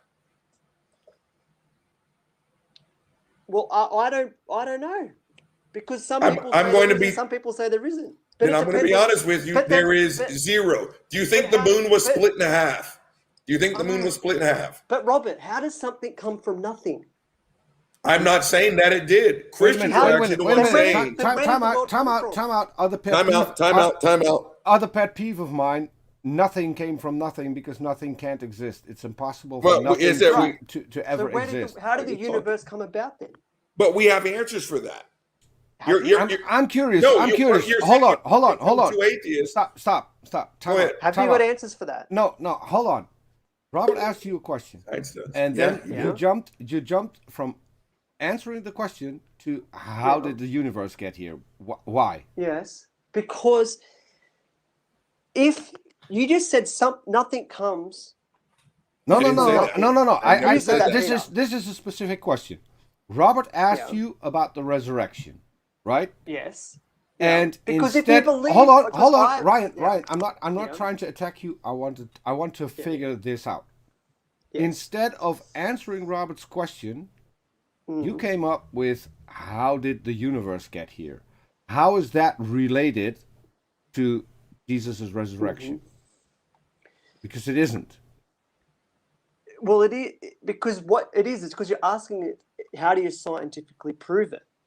Now, Yes. I have always stated that I do believe God. There is an all-powerful being behind creation, whether it looked like Okay. the 7 day Let literal, me run with or that. whether it was Let through me some sort of let me evolutionary run. process. Let me run. There's Let me some run form with of what you just said. conscious power behind it all. Let me run with I what you believe just that. said.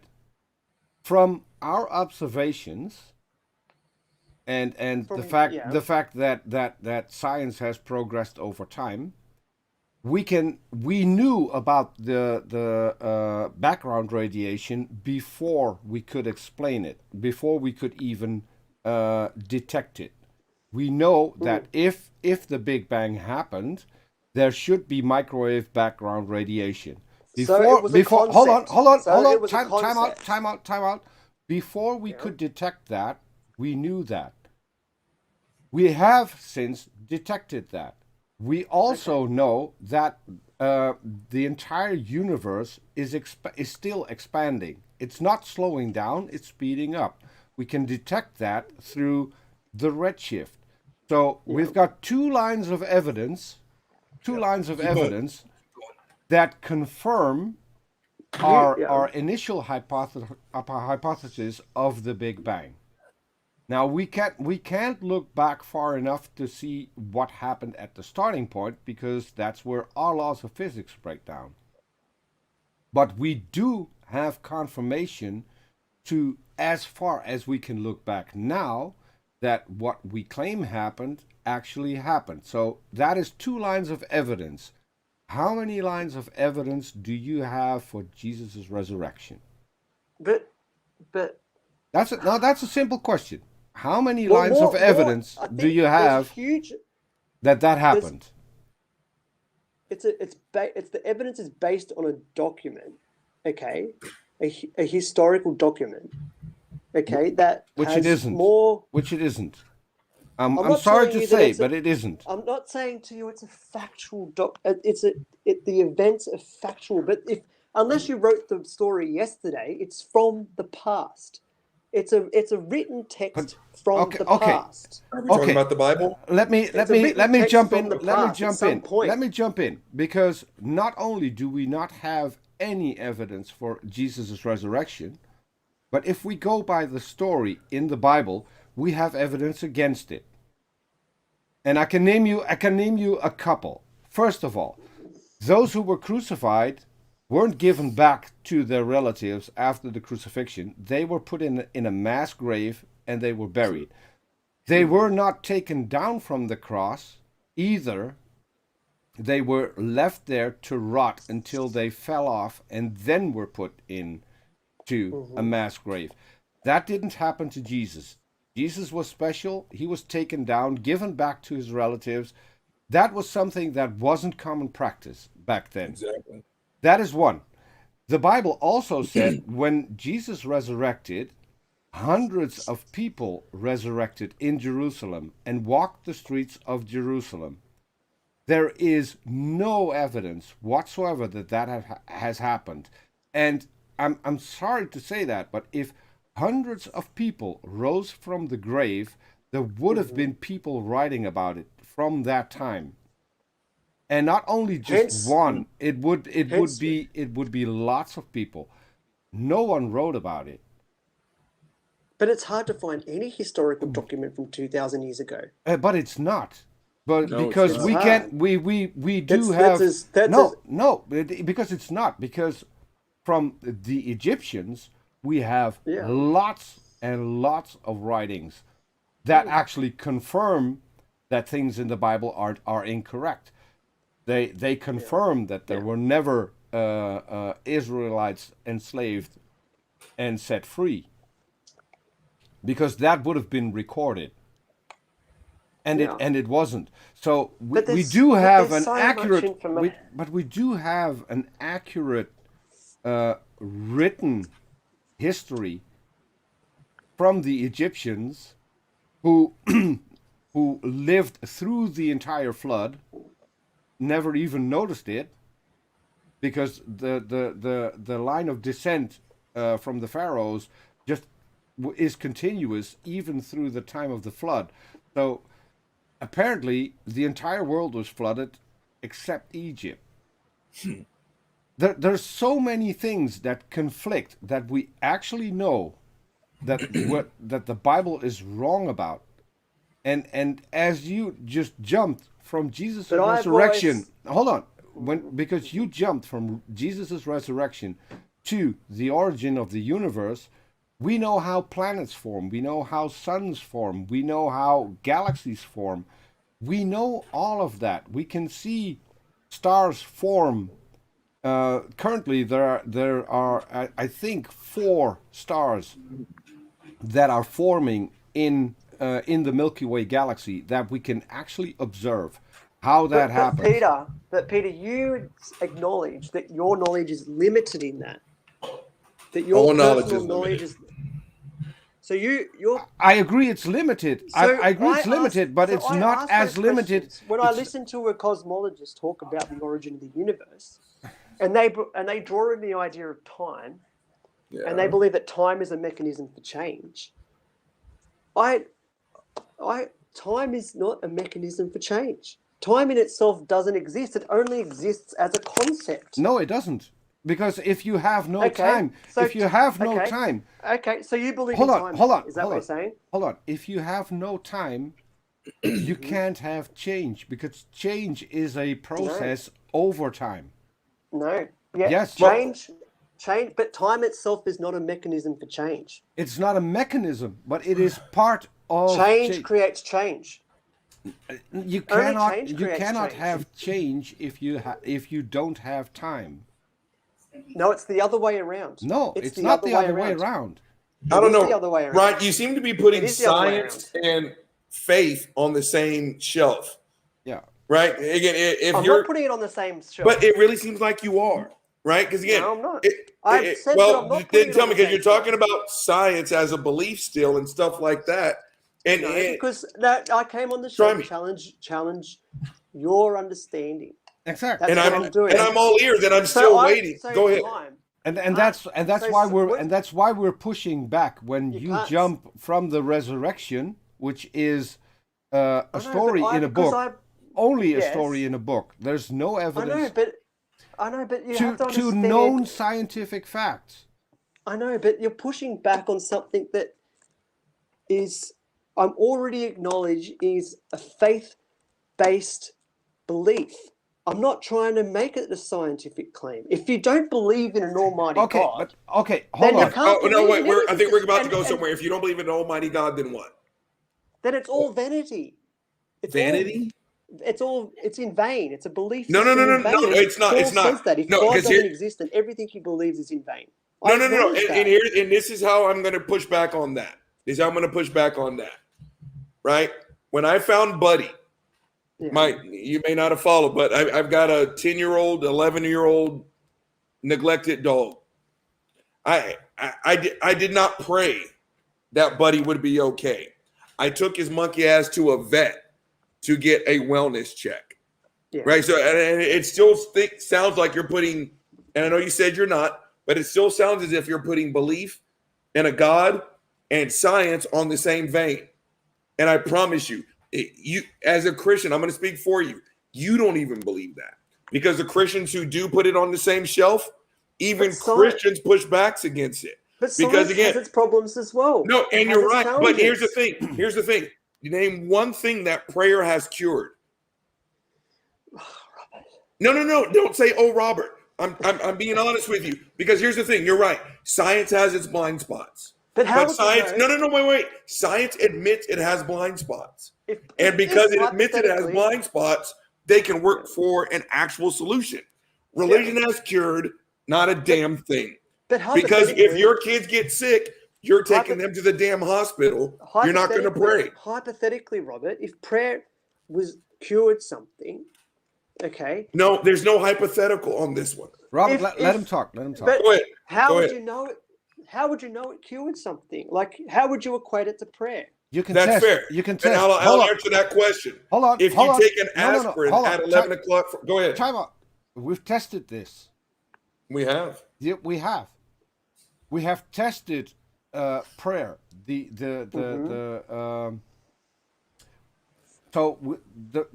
done a test on people in a hospital.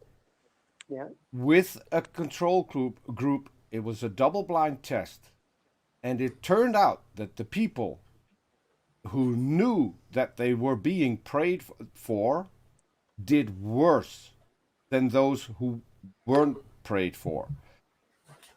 There was a control group that didn't know whether or not there were prayers for their healing. It didn't affect them at all. But what we did see is that the people who thought that prayers were going out for their healing, they did worse. So if anything, it is scientifically proven that prayer will actually make things worse. Okay. I'm not sure where the study was. I'm more than happy to try and find it. Yeah. But there's so many things out there that's just. See, I could say, well, there's also evidence. I'm still curious, if you believe in and God, you haven't given me an that answer. That it Hold gives on. you a life expectancy. Hold on. And we need to cut this short very quickly because we're coming up to 2 hours, and this is just because I love talking to you, Ryan. I can't help myself. I couldn't end the show half an hour ago because it was far too interesting to end it. Yeah. But I still would like an answer from you. And I know you're going to give me an honest answer. But you jumped from the resurrection of Jesus, which all we have for that is a story in a book. No evidence whatsoever. To the origin of the universe, for which we have tons of evidence and explanations. And we know... I don't think you do have tons of evidence. Yeah, but we do. I don't think you do. We do. Every time I look into it, I recently did a podcast. It's hard to look at. I recently did a podcast on Ra's show with a guest, Sean Carroll. He's a cosmologist. Sean Carroll. This guy knows a lot more than I do. I only know a tiny fraction of what he knows. He's one of the people who are now currently pushing back on the Big Bang Theory because he thinks it's not explaining everything in the way it should. But he still accepts everything we know so far. He still accepts that the universe is expanding.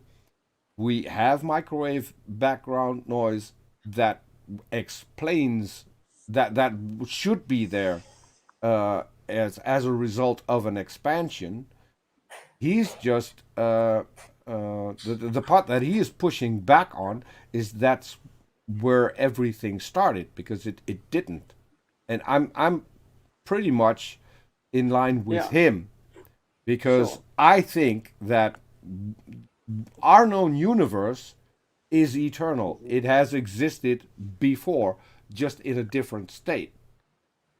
And that is similar to you having never existed, but all the material that make up you has. It's now just in a different state, and we call that state Ryan.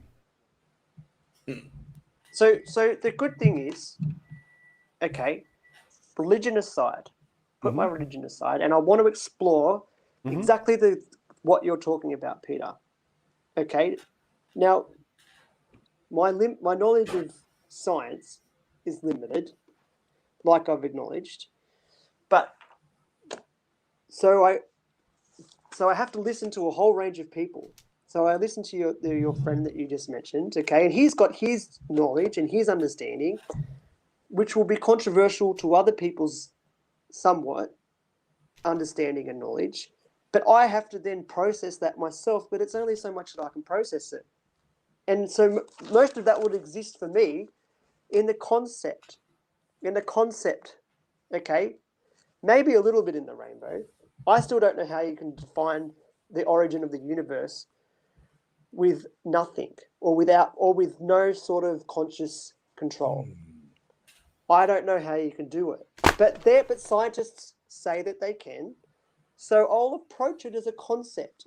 I'll push that aside and look at it as a concept, but I'm not going to say it's an absolute truth until I'm ready to put it in an absolute truth. And I have a right to do that the same way that you have a right to do that. But I don't think that the origin of the universe and the origin of the world happened without a creator, with just by itself. I won't put that in the absolute truth until I'm ready. And if I don't feel like I'm ready, I'll still believe that God or some form of greater being is behind it all. And I don't think anyone can really put it in absolute truth that the universe happened without some form of conscious control. I don't know if anyone can really say that. I'm going to stick with what I said earlier. Because again, my man, when I hear you, honestly, I hear myself. Yeah. Right. And you're right. So far, as long as you hold on to this mindset, you will always be right here. Sure. And my friend got his medical license about 8 years ago, and I've heard him say it. I've heard other scientists say it. It's not that science is in the business of disproving a God or anything like that. Sure. It's just that when my friend diagnoses a medical issue, comes up with a plan of attack, writes prescriptions for medicine, there's no God anywhere in that process. And so it's not even a topic of conversation. And you're sitting here and you're saying you just don't see how all this can come about without a God or consciousness or whatever. And you're going to continue to be right here where you are. The only way. And I said, hold on. And I said this about 20 minutes ago. The only way you're going to get to an honest answer, and sometimes the honest answer is, I just don't fucking know. But the only way you're going to get to I don't even fucking know or to an actual answer is to take your preconceived notions. Because right now, you're still hanging your decisions on, well, there just has to be. And I remember in our first talk, and I didn't say that. I didn't say that. Well, I believe and I have faith. I didn't say you believe, you have faith, whatever the case is. Yeah. Or maybe I didn't. In your starting blocks, you're still talking about a consciousness, a God, a creator, or something. Until you can get to zero, your answer will always come back to a God, be it this God, Vishnu, whatever. You are one step. You're at step one. Hold on, you're at step one. But the honesty is to start at step zero, and that is to say, I have no fucking clue. That's not no. That's exactly how it works. No, it's Ryan. How about this? And you're right, Ryan. How do you? If I came to you with a compound fracture of the tib, if I came to you with a compound fracture of the tibia, Ryan, what's the first step? How do you solve that problem? You take an X-ray. Are you sure? And you diagnose it. I don't know. There's a bone sticking out of the skin. It's a compound fracture. Do you actually have to X-ray it? Well, they have to if they want to treat it properly. My point is, how about this? Do you have a medical license? No, I don't have a medical license. Makes two of us. Yeah. Makes two of us. So the proper answer, honestly, is I don't know. Because you know what, Ryan? Yeah. I don't know how to treat a compound fracture. Mm-hmm. An orthopedic and an emergency room surgeon, they actually do. And the fact that you said, we'll start off with an X-ray. What about infections? How do you stop the bleeding? Is there an artery that's been severed? Right? Is there a vein that's been... You just to say, well, put them in an X-ray machine. You're already starting at step fucked up because you haven't admitted that you don't know. That's exactly what I'm saying, Robert. And that's exactly what I'm saying. And that's exactly what I'm saying. But your answer starts at step one, and there has to be a consciousness. And my step is zero, saying, how do you know there has to be a consciousness? Well, Robert, what's the easiest science? What's an easier science? To fix a broken leg or to determine the origin of the universe? What's the easiest science? I have no idea. Because I'm neither a cosmologist nor am I an emergency room surgeon. So I don't know what the easier science is. All right, so both are hard for us. You're right. And I will Okay. leave that And to I'm the acknowledging experts. And I'm And so am acknowledging I. that's hard. And so am I. Yeah, so I have to listen to the experts on those issues. Exactly. But yes, which is what I do. But but even when you listen to an expert, I won't make that my knowledge until it moves from a rainbow to a concept until I fully understand it. Okay. Or understand it enough to make it my truth. And I'm going to be honest with you. I don't work. understand rainbows. I don't understand concepts. But what I do know is if a bone is sticking out of my skin and the blood is doing this, I'm calling 911 because we've just reached an area of expertise that I don't have. Right? Again, Buddy, I'm not a vet. And so I took Buddy to a vet to figure things out because the only way to be honest is to 100% admit you don't know shit. And when I say you, I'm talking about my dumb ass as well. I say this on my podcast all the time. I'm a brain damaged C student. And I tell people, look that shit up. Don't take my word for it. Yeah. It's just and when you listen to an honest scientist, they will say that they don't know either. Exactly. And we agree. Yeah. And we agree. Yeah.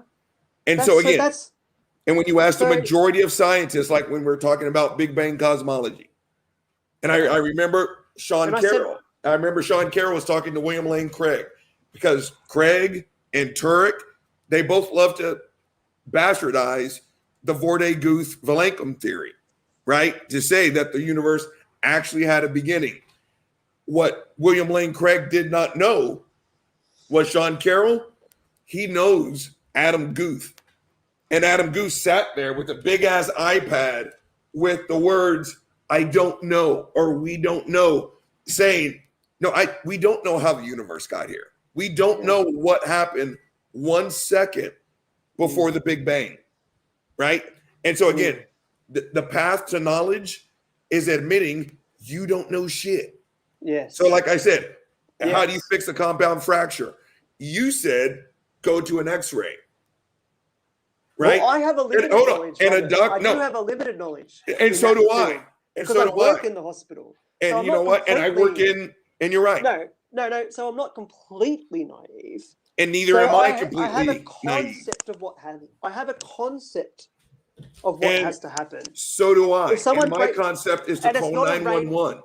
Yes. Right? Yes. So and my rainbow is to admit I don't know shit. Because again, when the skin is exposed, when the bone is exposed, when blood is splurting out, which is what happens in a compound, I'm going to say, I don't know. So I'm going to pick up my phone and I'm going to call someone who does. So because the path to knowledge is to admit ignorance.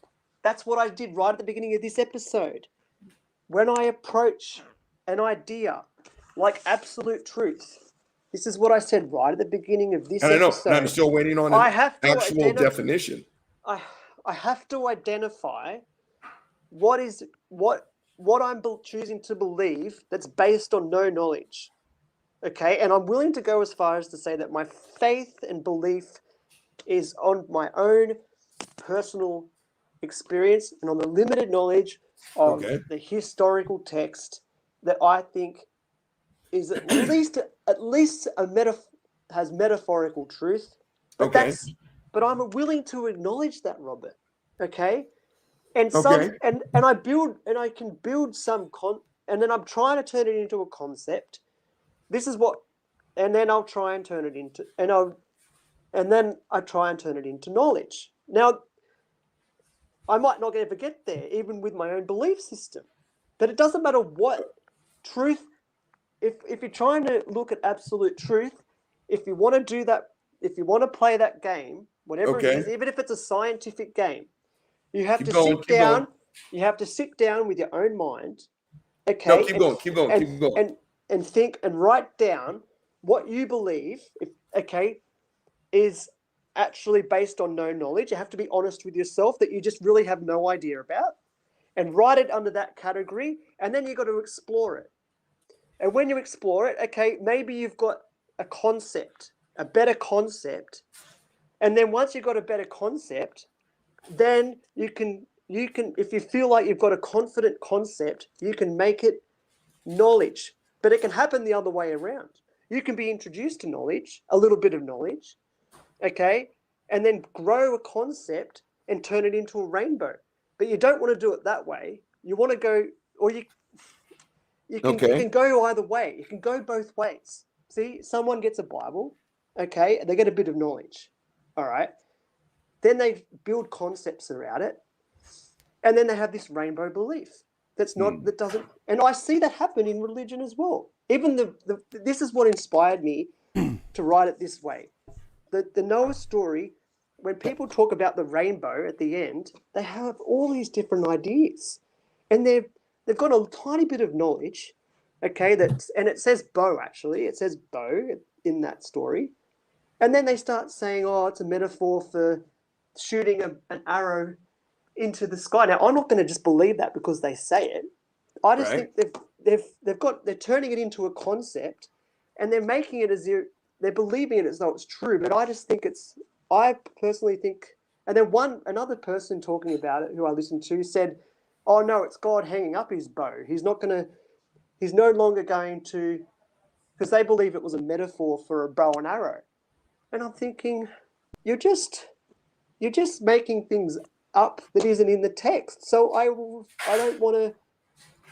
my mind doesn't go down that way. I've got a question. I've got a question because of what you just said. Yeah. You said people get the Bible, and now they have a bunch of facts. Do the people who get their facts from the Bible also check whether or not they're actually true? And have you?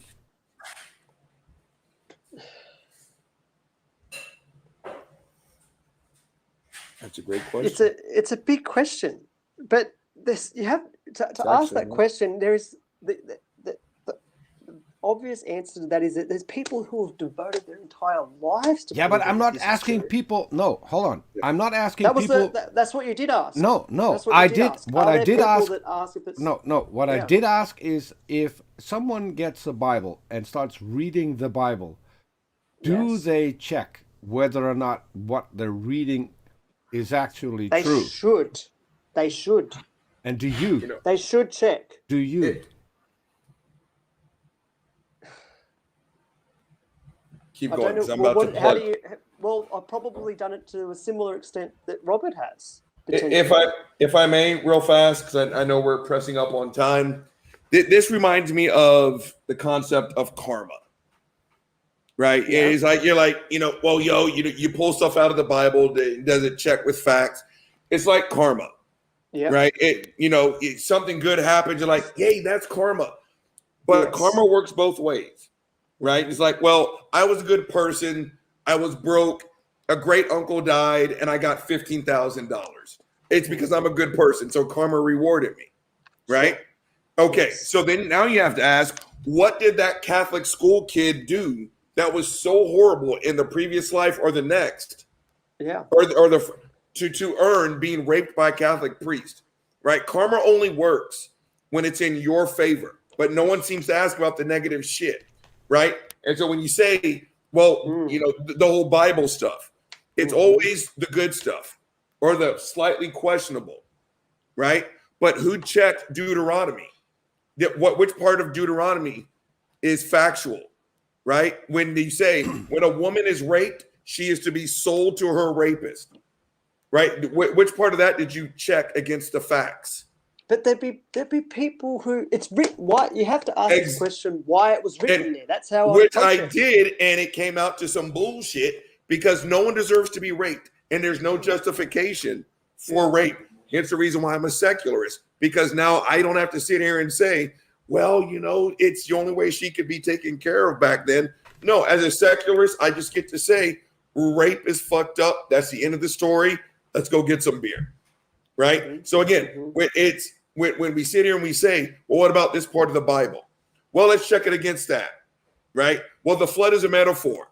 which I asked about 40 minutes ago, and I'm still waiting to hear what the metaphor is, right? So when you get to make your own calls and your own decisions, life's a lot easier, because I've got in my notes over here talking about how complicated things are. They're not complicated at all, right? You have to, but in a way, with you have to take responsibility for yourself and make your own decisions. I agree. Okay. So if you're gonna take it seriously and you're gonna be responsible, you get a pen and paper and you write down. If you want to take it seriously, you write down the word truth at the top of the page.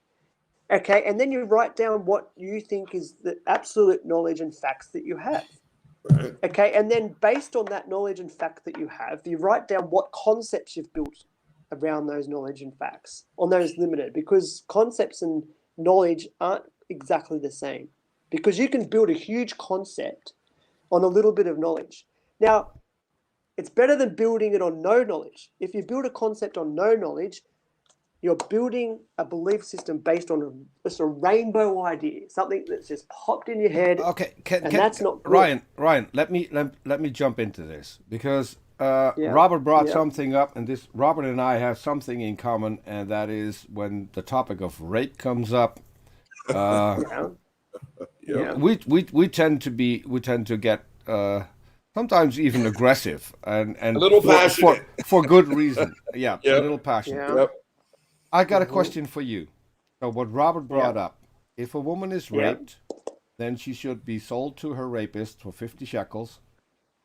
And this was done because that would be the best way to take care of the woman, because now she's worthless. She can't be married to someone else because she's no longer a virgin.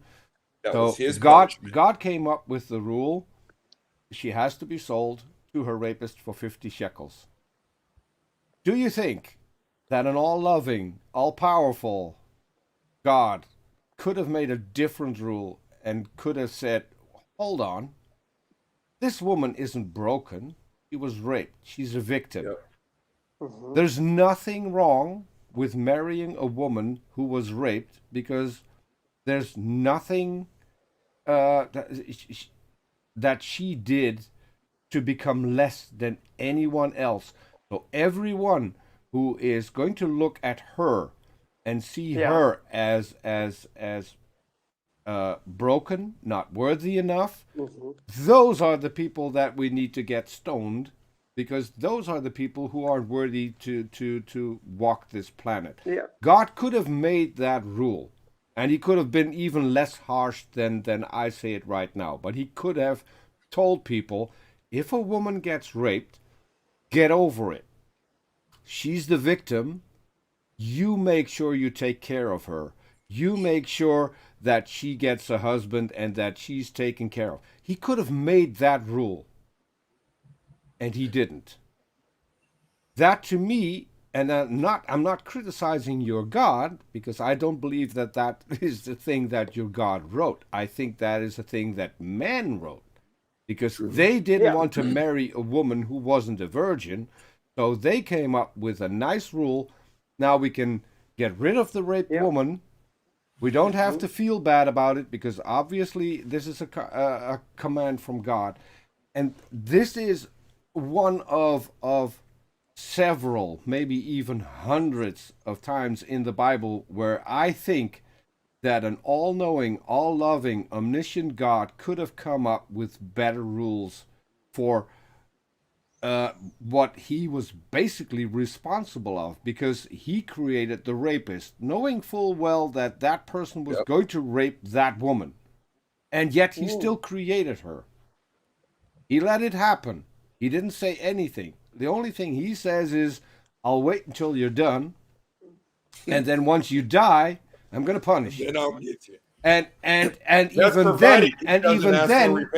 even then, he gave the guy a way out, because if he would accept Jesus just before he died, he'd still go to heaven, get no punishment whatsoever.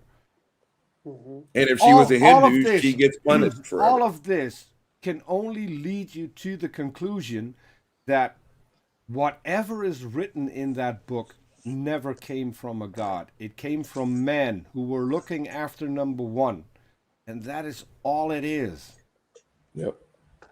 And I'm really sorry. We have already we're coming up to 2 hours This was a and good one 2.5 hours instead of 1.5. because Ryan's that good. And yeah, well, it's that good talking to Ryan. So Ryan, Yes, it again, is. I'm going to ask you. You want to come back for another talk, and I'll let you pick the topic for the next one too, because I'm fine with this. Yeah. I'm So am I. more than happy to flesh out any topic that you can come up with. Absolutely. Sure. Yeah. Yeah. And I We can do that. and I also because I saw that there were parts where that were a little bit rough on you. At least I could see that from your facial expression, from your body language, and I do want to say that Oh it no, takes it's fine. it It's takes fine. It's not a problem. well, it takes courage to do this, for one. Well, I can't see the chat because the print's too small for my. So, look, I respect you both, and I haven't got a problem talking to you guys because it's not. Likewise. I don't have any issue talking and being challenged by you. But if people in the chat are probably making comments that I'm an idiot, I don't know. I don't Well, want to know. No. for the last part, I mean, they were trying to help me out finding the study, the prayer study, Yeah. and I think I've got the paper, so I will link that in the description, and I will make sure that I'll shoot you that in DM on Twitter as well, so you can have a look. Mm. Cool. So I need to thank the people in chat who at least gave me an idea where to look. Yeah. Took a while to get to the paper. I think I've got it. Not entirely sure. I'm going to check it before I put it in the description and send it to you. But yeah, we've got a great chat. Good. At least Yeah. that's what I think. They have been critical, and I'm really happy that none of them has become insulting in any way, shape, or No. form, because that's obviously the message that we want to convey from this show, is that we're not enemies. We're having a conversation, and we come from two different views. Sure. I'm not using worldview, because I don't think worldview helps, because nothing in the world will change if you have a different view, and that's my opinion. True. But it's been a great talk, Ryan. I It love has. having talks like this, and so Yeah. I was looking forward to it, and I wanted it to be interesting. Yeah. I was yeah. a bit nervous about the title. It took me a little while to Never come up be with that nervous, It's title. all because good. because It's all good. here's the thing. All of us, and that includes Robert and me, we can be wrong about something, Sure. as long as we're willing to learn. If we're wrong, there's no problem with that, and I don't think that Right on. anyone can come on our show and can literally say something stupid if that is what they're convinced of. Sure. To them, it's not stupid. The thing that we like to do is to dig and see whether or not a claim holds merit, and Sure. Exactly. and that is Sure. what we've been doing here. It's not a personal attack, and as I said No. before, I'm Yeah. well aware that for some people a religion is part of their identity, and that is what makes it 100%. so hard for people Yes. to start looking into what they actually believe and find out whether or not what they believe is true. Holds what- up as truth. yeah, yes, Yes. and Mm. I mean, And I would say it's important that you do it because we can't all be right. we And can't. that's partly what inspired me to go to this. Not no. Like Robert, the first question that Robert asked in the first show was, "How can you all be right if there's 38,000 denominations?" So it's a very good question, and we can't just ignore that question if we choose to stay religious. Exactly. So I'm stuck in a dilemma, okay? Because I've got that identity, which Peter talks about. There's absolutely no way I can explore 38,000 different denominations. I can't do it. Let alone 9 million and gods and that are currently and, worshipped. and what we were talking about towards the end there, my science knowledge is limited. So whilst I trust science and scientists and things, I can't make it my own knowledge and my own fact and a new identity. It's a process. It doesn't happen straight away. Exactly. Right. Robert was saying that it will happen if I abandon that, but I agree that obviously if you take on a new truth, you have to abandon an old one. That just makes sense. But I don't think it can happen. You slowly let go of belief, and you slowly take on a new belief. It is. And I give you process. I give you all the credit. That's what I'm trying to explain. That's great, and I give you all the credit to do. in the world, Ryan, because you're right. I did not become an atheist because I took a tremendous shit and woke up the next morning like, oh, I don't believe in a God. No, this was a gradual process, and I encourage you. And if the word abandon, because again, you're right. This isn't, Ryan, you have too much salt in your meatloaf. This is who you are, right? Just like this is who I was. I was a Christian, and I dug my heels in just like you are too. So if the word abandon is a trigger word, just put it off to the side. Because again, so far as long as every answer is God or Jesus before you even get the question, there's no way you're going to get honesty. Again, the only way to get close to honesty is to start at zero, and that is to admit you don't know, right? And again, because the best thing about science, it gives us answers that can be questioned. Religion give us answers that can't be questioned. You see what I'm saying? Again, I was taught for 39 years that a teenager got pregnant without having sex. Now, everything about science says that's so fucked up, it's not even worth discussing.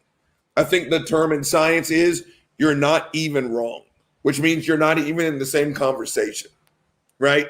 And so again, but if your belief in a Jesus makes you help a little old lady across the street versus punching her in her face, you won't hear a word from me, right? But again, if you want the truth, you have to put your belief in a God to the side. Because again, if you're going to start off with an answer of God, no matter what the question is, you will never get to any, and not just your God, any God. Because you're starting at step one, then working back to the question. You have to start at zero. I agree with that. Before you take any step forward. And that's what I'll leave you with. If you want any kind of honesty, you have to start good. And then you're on the right track. And it's going to be a gradual process. And if your gradual process gets you back to your God, knock yourself out. But again, the only way to get to any kind of honesty is to start off with an empty cup. But Christians, because I was one, start off with a cup that's 3/4 full. Right? All this right here is God.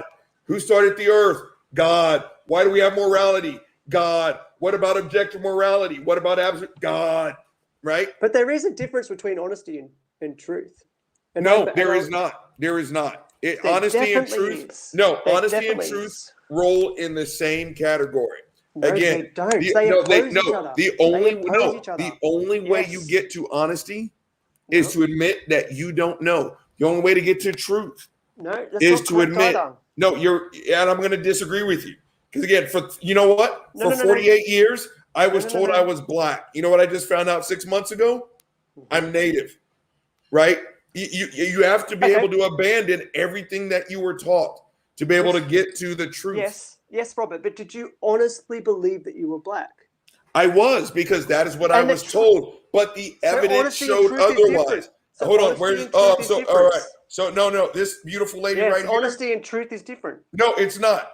It is, right? Because you honestly believe you were black, but your honesty was wrong. And you're right. And everyone honestly thought that the earth was flat until we found out otherwise. So we actually have to put our honesty aside. Okay. If you want to find a new truth, it's a hard thing. Now you want to talk about word games? Now we're playing them. The bottom line is Hold on. you have to be able to abandon everything that you realize is true, whatever you want to call it, and be able to come back to zero. Hold on. I'm not playing a word game. Go ahead, Peter. I'm not playing a word game. Time out. Hold on. Because I'm not playing because a word game. both of we're you getting are to right. the heart of the Hold issue. on. That's what we're doing. We're working together on this. Ryan, We're okay. getting to the heart of the issue. Ryan, time out. Both of get you to are, zero. both of you are correct. But Yeah, I'm willing to listen to that. No, this is the case because both of you are correct. What you said, Ryan, you have to let go of honesty. But I would rephrase that. You don't have to let go of honesty and think that, like Robert said, that he thought that he was black. That isn't letting go of honesty. Honesty is opening up for new information. So you keep your honesty. You just let new information come in, and based on that, you can come to a different conclusion, which he now has. And Yeah. I have to be sorry because we're at 2.5 We hours. need a part three. We need a part three. We need a part 3. There's Yes, we another do. thing. There's another thing, and I do want to make a shout out because I'm regularly part of a Bible study, which is an atheist Bible study, and that is on Amy Newman's channel. And She's fantastic. I put the link to Amy's channel in the chat here, and I want everyone to go there and subscribe.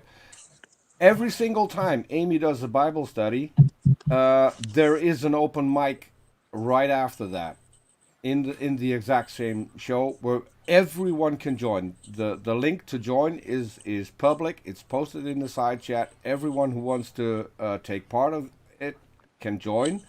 It is usually in the middle of the night for Americans. She starts at either at midnight or 1 a.m., which makes it a great time for you, Ryan, to come over and join because that's in the morning for you. And Good. I can vouch for the people on that channel. They are the most amazing people. You're going to love Amy. That's one thing because I don't know that there's one person who is blocked from the channel. One.